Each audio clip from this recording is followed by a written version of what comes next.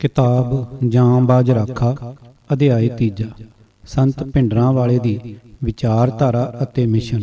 ਲੇਖਕ A.R. ਦਰਸ਼ੀ, ਅਨੁਵਾਦਕ professor Kulbir Singh, ਆਵਾਜ਼ ਗੁਰਜੰਟ ਸਿੰਘ ਰੂਪੋਵਾਲੀ। ਵਾਹਿਗੁਰੂ ਜੀ ਕਾ ਖਾਲਸਾ, ਵਾਹਿਗੁਰੂ ਜੀ ਕੀ ਫਤਿਹ। ਗਿਆਨੀ ਜਰਨੈਲ ਸਿੰਘ ਭਿੰਡਰਾਂ ਵਾਲੇ ਜਿਸ ਵਿਚਾਰਧਾਰਾ ਦਾ ਪ੍ਰਚਾਰ ਅਤੇ ਪ੍ਰਤੀਨਿਧਤਾ ਕਰਦੇ ਰਹੇ, ਉਹ ਕੋਈ ਨਵੀਂ ਨਹੀਂ ਸੀ। ਇਹ ਬਿਲਕੁਲ ਉਹੀ ਸੀ ਜੋ ਗੁਰੂ ਨਾਨਕ ਸਾਹਿਬ ਜੀ ਨੇ ਆਰੰਭੀ ਸੀ ਅਤੇ ਜਿਸ ਦਾ ਗੁਰੂ ਹਰਗੋਬਿੰਦ ਸਾਹਿਬ ਅਤੇ ਗੁਰੂ ਗੋਬਿੰਦ ਸਿੰਘ ਜੀ ਨੇ ਵਿਕਾਸ ਕੀਤਾ ਸੀ। ਪਰੰਤੂ ਬ੍ਰਾਹਮਣਵਾਦ ਦੇ ਪ੍ਰਭਾਵ ਹੇਠ ਸਿੱਖ ਵਿਚਾਰਧਾਰਾ ਪੇਤਲੀ ਪੈ ਗਈ ਸੀ। ਇਹ ਫੇਰ ਬਦਲ ਭਾਰਤ ਉੱਤੇ ਅੰਗਰੇਜ਼ੀ ਹਕੂਮਤ ਦੌਰਾਨ ਵਾਪਰਿਆ। ਤਾਂ ਵੀ ਇਸ ਦੀ ਵਿਲੱਖਣ ਹੋਂਦ ਖਤਮ ਨਾ ਹੋਈ, ਕਿਉਂ ਜੋ ਇਹ ਗੰਧਲੇ ਪਾਣੀ ਦੇ ਤਲਾਬ ਵਿਚਲੇ ਕੰਵਲ ਫੁੱਲ ਦੀ ਤਰ੍ਹਾਂ ਨਿਰਲੇਪ ਰਹੀ। ਸਿੱਖ ਧਰਮ ਅਤੇ ਸਿੱਖ ਵਿਚਾਰਧਾਰਾ ਅਜੇ ਵੀ ਚਿੱਕੜ ਉੱਪਰ ਤਰ ਰਹੇ ਕੰਵਲ ਦੇ ਫੁੱਲ ਵਾਂਗ ਹੀ ਦਿਖਾਈ ਦੇ ਰਹੇ ਹਨ। ਸੰਤ ਭਿੰਡਰਾਂ ਵਾਲੇ ਨੇ ਕੀ ਕੀਤਾ ਸੀ? ਉਸ ਨੇ ਇਸ ਕੰਵਲ ਫੁੱਲ ਨੂੰ ਗੰਧਲੇ ਪਾਣੀ ਦੇ ਤਲਾਬ ਵਿੱਚੋਂ ਚੁੱਕ ਕੇ ਪਵਿੱਤਰਤਾ ਦੇ ਤਲਾਬ ਵਿੱਚ ਲਾ ਦਿੱਤਾ। ਦੂਜੇ ਸ਼ਬਦਾਂ ਵਿੱਚ ਭਿੰਡਰਾਂ ਵਾਲੇ ਨੇ ਖਾਲਸੇ ਦੇ ਅਸਲ ਸਿਧਾਂਤਾਂ ਨੂੰ ਪੁਨਰ ਜੀਵਿਤ ਕੀਤਾ ਅਤੇ ਇਸ ਨੂੰ ਨਵੀਂ ਸੇਧ ਦਿੱਤੀ। ਇਹ ਸੋਧ ਕੁਦਰਤ ਦੇ ਬੁਨਿਆਦੀ ਅਸੂਲ ਦੀ ਅਨੁਸਾਰੀ ਸੀ, ਜੋ ਇਹ ਦਰਸਾਉਂਦਾ ਹੈ ਕਿ ਕੁਦਰਤ ਅਗਾਂਹ ਵਧੂ ਢੰਗ ਨਾਲ ਵਿਕਾਸ ਕਰਦੀ ਹੈ ਤੇ ਇਉਂ ਹੀ ਵਿਚਾਰਧਾਰਾ ਵੀ। ਜੇ ਕਿਸੇ ਵਿਚਾਰਧਾਰਾ ਨੂੰ ਵਧਣ ਫੁੱਲਣ ਨਹੀਂ ਦਿੱਤਾ ਜਾਵੇਗਾ ਤਾਂ ਉਹ ਖੜੋਤੇ ਪਾਣੀ ਸਮਾਨ ਹੋ ਜਾਵੇਗੀ। ਇਸ ਲਈ ਉਸ ਨੇ ਦ੍ਰਿੜਤਾ ਨਾਲ ਸਿੱਖਾਂ ਨੂੰ ਗੁਰੂ ਗੋਬਿੰਦ ਸਿੰਘ ਜੀ ਵੱਲੋਂ ਦਰਸਾਏ ਮਾਰਗ ਤੇ ਚੱਲਣ ਦੀ ਨਸੀਹਤ ਕੀਤੀ ਅਤੇ ਇਸ ਦੇ ਅਨੁਸਾਰ ਉਹਨਾਂ ਨੂੰ ਅੰਮ੍ਰਿਤਧਾਰੀ ਅਤੇ ਸ਼ਸਤਰਧਾਰੀ ਹੋਣ ਲਈ ਪ੍ਰੇਰਿਆ ਅਤੇ ਉਤਸ਼ਾਹਿਤ ਕੀਤਾ। ਇਸ ਅਮਲ ਵਿੱਚੋਂ ਗੁਜ਼ਰੇ ਬਿਨਾਂ ਸਿੱਖਾਂ ਨੂੰ ਅਸਲ ਖਾਲਸੇ ਦੇ ਰੂਪ ਵਿੱਚ ਤਬਦੀਲ ਨਹੀਂ ਸੀ ਕੀਤਾ ਜਾ ਸਕਦਾ ਅਤੇ ਸ਼ਸਤਰ ਰੱਖੇ ਬਿਨਾਂ ਨਾ ਹੀ ਉਹ ਆਪਣੀ ਤੇ ਨਾ ਹੀ ਖਾਲਸਾ ਪੰਥ ਦੀ ਰਾਖੀ ਕਰ ਸਕਦਾ ਸੀ। ਸਿੱਖਾਂ ਨੂੰ ਹਥਿਆਰਬੰਦ ਕਰਨ ਦੀ ਰਵਾਇਤ ਗੁਰੂ ਗੋਬਿੰਦ ਸਿੰਘ ਜੀ ਨੇ ਗੁਰੂ ਅਰਜਨ ਦੇਵ ਜੀ ਵੱਲੋਂ ਅਹਿੰਸਾ ਤੇ ਸ਼ਾਂਤੀ ਦਾ ਕੌੜਾ ਤਜਰਬਾ ਹੰਢਾਉਣ ਮਗਰੋਂ ਆਰੰਭੀ ਸੀ, ਜਦੋਂ ਉਹਨਾਂ ਆਪਣੇ ਧਰਮ ਦੇ ਕਾਜ ਲਈ ਸਰਬੋਤਮ ਕੁਰਬਾਨੀ ਦਿੱਤੀ। ਪਰ ਉਹਨਾਂ ਦਾ ਬਲੀਦਾਨ ਜ਼ਾਲਮ ਮੁਗਲਾਂ ਦੇ ਮਨ ਬਦਲਣ ਵਿੱਚ ਅਸਫਲ ਰਿਹਾ। ਜਦੋਂ ਸ਼ਾਂਤੀ ਅਤੇ ਬਲੀਦਾਨ ਦੀ ਨੀਤੀ ਨਾਕਾਮ ਰਹੀ, ਕੇਵਲ ਤਦ ਹੀ ਗੁਰੂ ਹਰਗੋਬਿੰਦ ਸਾਹਿਬ ਨੇ ਹਥਿਆਰ ਪਕੜੇ। ਫਿਰ ਉਹਨਾਂ ਸਿੱਖਾਂ ਨੂੰ ਪੈਸੇ ਦੀ ਬਜਾਏ ਘੋੜੇ ਅਤੇ ਸ਼ਸਤਰ ਭੇਟ ਕਰਨ ਦੀ ਹਦਾਇਤ ਕੀਤੀ। ਉਹਨਾਂ ਆਪਣੇ ਅਨੁਯਾਈਆਂ ਤੋਂ ਅਕਾਲ ਤਖਤ ਵਿਖੇ ਘੋੜਿਆਂ ਤੇ ਸ਼ਾਸਤਰਾਂ ਦੀ ਭੇਟਾ ਪ੍ਰਵਾਨ ਕਰਦੇ। ਮੀਰੀ ਪੀਰੀ ਦੇ ਪ੍ਰਗਟਾਓ ਵਜੋਂ ਉਹਨਾਂ ਖੁਦ 2 ਕਿਰਪਾਨਾਂ ਪਹਿਨੀਆਂ। ਉਹਨਾਂ 800 ਘੋੜ ਸਵਾਰਾਂ ਦਾ ਇੱਕ ਜਥਾ ਖੜਾ ਕੀਤਾ ਅਤੇ ਤੋੜੇਦਾਰ ਬੰਦੂਕਾਂ ਨਾਲ ਲੈਸ 60 ਸਿੱਖ ਉਹਨਾਂ ਦੀ ਨਿੱਜੀ ਸੁਰੱਖਿਆ ਹੇਠ ਉਹਨਾਂ ਦੇ ਦੁਆਲੇ ਹਾਜ਼ਰ ਰਹਿੰਦੇ। ਗੁਰੂ ਗੋਬਿੰਦ ਸਿੰਘ ਜੀ ਨੇ ਮੀਰੀ ਪੀਰੀ ਦੇ ਸੰਕਲਪ ਦਾ ਖਾਲਸੇ ਦੀ ਸਿਰਜਣਾ ਕਰਕੇ ਹੋਰ ਵਿਕਾਸ ਕੀਤਾ। ਸੰਤ ਭਿੰਡਰਾਂ ਵਾਲੇ ਨੇ ਤਾਂ ਕੇਵਲ ਇਸ ਪਰੰਪਰਾ ਨੂੰ ਹੂਬਹੂ ਪੁਨਰ ਸੁਰਜੀਤ ਕੀਤਾ ਅਤੇ ਕਿਰਪਾਨਾਂ, ਨੇਜ਼ਿਆਂ ਦੀ ਜਗ੍ਹਾ ਰਿਵਾਲਵਰ ਤੇ ਬੰਦੂਕਾਂ ਅਤੇ ਘੋੜਿਆਂ ਦੀ ਜਗ੍ਹਾ ਮੋਟਰਸਾਈਕਲ ਲਿਆ ਕੇ ਇਸ ਪਰੰਪਰਾ ਨੂੰ ਨਵੀਂ ਦਿਸ਼ਾ ਦੇ ਦਿੱਤੀ। ਇਸ ਲਈ ਉਸ ਨੇ ਗੁਰੂਆਂ ਦੇ ਮਾਰਗ ਦਾ ਅਨੁਸਰਣ ਕਰਕੇ ਕੋਈ ਅਪਰਾਧ ਨਹੀਂ ਕੀਤਾ। ਨਗੋਚੀ ਲੋਕ ਖਾਲਸੇ ਦੀ ਇਸ ਪੁਰਾਤਨ ਰਵਾਇਤ ਨੂੰ ਮੁੜ ਪ੍ਰਜਵਲਿਤ ਕਰਨ ਬਦਲੇ ਭਾਵੇਂ ਉਸ ਦੀ ਆਲੋਚਨਾ ਕਰਦੇ ਰਹਿਣ। ਜਦੋਂ ਸੰਤ ਜਰਨੈਲ ਸਿੰਘ ਨੂੰ ਇਹ ਪ੍ਰਤੀਤ ਹੋਇਆ ਕਿ ਸਿੱਖ ਧਰਮ ਨੂੰ ਹੜੱਪਣ ਲਈ ਹਿੰਦੂ ਅਨੇਕਾਂ ਹੱਥ ਕੰਡੇ ਅਪਣਾ ਰਹੇ ਹਨ, ਤਾਂ ਉਸ ਨੇ ਇਸ ਮੁਹਿੰਮ ਦੇ ਖਿਲਾਫ ਜ਼ੋਰਦਾਰ ਜੰਗ ਆਰੰਭ ਦਿੱਤੀ ਅਤੇ ਸਿੱਖਾਂ ਨੂੰ ਸਿਰ ਤੇ ਮੰਡਰਾ ਰਹੇ ਖਤਰੇ ਤੋਂ ਸਾਵਧਾਨ ਕੀਤਾ। ਹਿੰਦੂਆਂ ਨੇ ਭਾਰਤੀ ਸੰਵਿਧਾਨ ਵਿੱਚ ਪਹਿਲਾਂ ਹੀ ਧਾਰਾ 25(2)(b) ਰਾਹੀਂ ਸਿੱਖਾਂ ਨੂੰ ਹਿੰਦੂਆਂ ਵਿੱਚ ਸ਼ਾਮਲ ਕੀਤਾ ਹੋਇਆ ਹੈ। ਇਸ ਲਈ ਸੰਤ ਭਿੰਡਰਾਂ ਵਾਲੇ ਵੱਲੋਂ ਸਿੱਖ ਮੱਤ ਦੇ ਬਚਾਓ ਲਈ ਆਰੰਭੀ ਮੁਹਿੰਮ ਹਰ ਤਰ੍ਹਾਂ ਵਾਜਬ ਸੀ। ਇਸ ਕਾਰਨ ਹਿੰਦੂਆਂ ਨੇ ਉਸ ਨੂੰ ਰਾਸ਼ਟਰ ਵਿਰੋਧੀ ਗਰਦਾਨਿਆ। ਇੱਥੇ ਹੀ ਬਸ ਨਹੀਂ, ਸਾਵਨਵਾਦੀ ਹਿੰਦੂਆਂ ਨੇ ਉਸ ਤੇ ਅੱਤਵਾਦੀ, ਵੱਖਵਾਦੀ ਆਦਿ ਤੱਕ ਦੇ ਦੋਸ਼ ਲਾਏ। ਖੈਰ, ਇਹ ਕੱਟੜ ਹਿੰਦੂਆਂ ਦਾ ਕੋਈ ਨਵਾਂ ਦਾ ਪੇਚ ਨਹੀਂ। ਇਸ ਮਾਮਲੇ ਵਿੱਚ ਤਾਂ ਉਹ ਹਰ ਉਸ ਘੱਟ ਗਿਣਤੀ ਧਰਮ ਤੇ ਰਾਸ਼ਟਰ ਵਿਰੋਧੀ ਹੋਣ ਦਾ ਧੱਬਾ ਲਾ ਦਿੰਦੇ ਹਨ ਜਿਹੜਾ ਆਪਣੀ ਸਨਮਾਨਜਨਕ ਹਸਤੀ ਲਈ ਸੰਘਰਸ਼ ਕਰਦਾ ਹੈ। ਸੰਤ ਭਿੰਡਰਾਂ ਵਾਲੇ ਹਮੇਸ਼ਾ ਸਿੱਖਾਂ ਦਾ ਧਿਆਨ ਉਹਨਾਂ ਨਾਲ ਕੀਤੇ ਜਾਂਦੇ ਕੇਵਲ ਦੂਜੇ ਦਰਜੇ ਦੇ ਸ਼ਹਿਰੀਆਂ ਵਾਲੇ ਹੀ ਨਹੀਂ, ਸਗੋਂ ਗੁਲਾਮਾਂ ਵਰਗੇ ਕੀਤੇ ਜਾਂਦੇ ਵਿਹਾਰ ਵੱਲ ਦਿਵਾਉਂਦੇ ਸੀ। ਉਹ ਆਪਣੇ ਤਰਕ ਦੀ ਪੁਸ਼ਟੀ ਲਈ ਕਈ ਮਿਸਾਲਾਂ ਦਾ ਪ੍ਰਮਾਣ ਦਿੰਦੇ। ਉਸ ਵੱਲੋਂ ਪੇਸ਼ ਕੀਤੀਆਂ ਜਾਂਦੀਆਂ ਕੁਝ ਤਾਜ਼ਾ ਮਿਸਾਲਾਂ ਹੇਠ ਲਿਖੀਆਂ ਹਨ। ਨੰਬਰ 1, ਜਦੋਂ ਇੰਦਰਾ ਗਾਂਧੀ ਜਨਵਰੀ 1977 ਵਿੱਚ ਹੋਈਆਂ ਆਮ ਚੋਣਾਂ ਹਾਰ ਗਈ ਤਾਂ ਪਾਰਲੀਮੈਂਟ ਵੱਲੋਂ ਉਸ ਨੂੰ ਅਧਿਕਾਰਾਂ ਦੀ ਉਲੰਘਣਾ ਲਈ ਦੋਸ਼ੀ ਠਹਿਰਾਇਆ ਗਿਆ ਤੇ 7 ਦਿਨ ਕੈਦ ਦੀ ਸਜ਼ਾ ਦਿੱਤੀ ਗਈ। ਉਸ ਨੂੰ ਦਿੱਲੀ ਦੀ ਤਿਹਾੜ ਜੇਲ੍ਹ ਵਿੱਚ ਨਜ਼ਰਬੰਦ ਕਰ ਦਿੱਤਾ ਗਿਆ। ਉਸ ਦੀ ਗ੍ਰਿਫਤਾਰੀ ਦੇ ਰੋਸ ਵਜੋਂ ਉੱਤਰ ਪ੍ਰਦੇਸ਼ ਦੇ 2 ਪਾਂਡੇ ਬ੍ਰਾਹਮਣ ਭਰਾਵਾਂ ਨੇ ਇੰਡੀਅਨ 에ਅਰਲਾਈਨਜ਼ ਦਾ ਹਵਾਈ ਜਹਾਜ਼ ਅਗਵਾ ਕਰ ਲਿਆ। ਉਹਨਾਂ ਤੇ ਬਿਲਕੁਲ ਵੀ ਦੋਸ਼ ਨਾ ਲਾਇਆ ਗਿਆ ਤੇ ਨਾ ਹੀ ਸਜ਼ਾ ਦਿੱਤੀ ਗਈ। ਇਹਦੀ ਬਜਾਏ ਇੰਦਰਾ ਗਾਂਧੀ ਨੇ 1980 ਵਿੱਚ ਮੁੜ ਸੱਤਾ ਹਥਿਆਉਣ ਉਪਰੰਤ ਉਹਨਾਂ ਨੂੰ ਕਾਂਗਰਸੀ ਉਮੀਦਵਾਰਾਂ ਵਜੋਂ ਵਿਧਾਨ ਸਭਾ ਤੇ ਲੋਕ ਸਭਾ ਦੀ ਮੈਂਬਰੀ ਦੀ ਚੋਣ ਜਿਤਾਈ।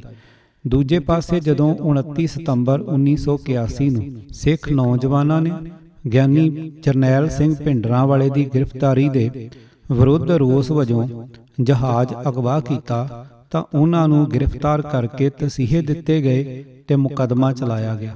ਉਹ ਅਜੇ ਵੀ ਜੇਲ੍ਹ ਵਿੱਚ ਹਨ। ਫਿਰ ਜਦੋਂ ਮੁਸੀਬਤ ਸਿੰਘ, ਅਸਲ ਨਾਮ ਮਨਜੀਤ ਸਿੰਘ, ਅਤੇ ਉਸ ਦੇ ਸਾਥੀਆਂ ਨੇ ਹਰਿਆਣਾ ਦੇ ਪਿੰਡ ਚੰਦੋ ਕਲਾਂ ਵਿੱਚ ਗੁਰੂ ਗ੍ਰੰਥ ਸਾਹਿਬ ਦੀਆਂ ਬੀੜਾਂ ਨੂੰ ਜਲਾਉਣ ਅਤੇ ਦਮਦਮੀ ਟਕਸਾਲ ਦੀਆਂ 2 ਬੱਸਾਂ ਸਾੜਨ ਵਿਰੁੱਧ ਰੋਸ ਵਜੋਂ ਇੰਡੀਅਨ 에ਅਰਲਾਈਨਜ਼ ਦਾ ਇੱਕ ਹੋਰ ਜਹਾਜ਼ ਅਗਵਾ ਕਰ ਲਿਆ ਤਾਂ ਮੁੱਖ ਅਗਵਾਕਾਰ ਮੁਸੀਬਤ ਸਿੰਘ ਨੂੰ ਆਤਮ ਸਮਰਪਣ ਲਈ ਮਨਾਉਣ ਉਪਰੰਤ ਪੁਲਿਸ ਵੱਲੋਂ ਰਾਜਾ ਸਾਂਸੀ ਹਵਾਈ ਅੱਡੇ ਅੰਮ੍ਰਿਤਸਰ ਤੇ ਗੋਲੀ ਨਾਲ ਮਾਰ ਦਿੱਤਾ।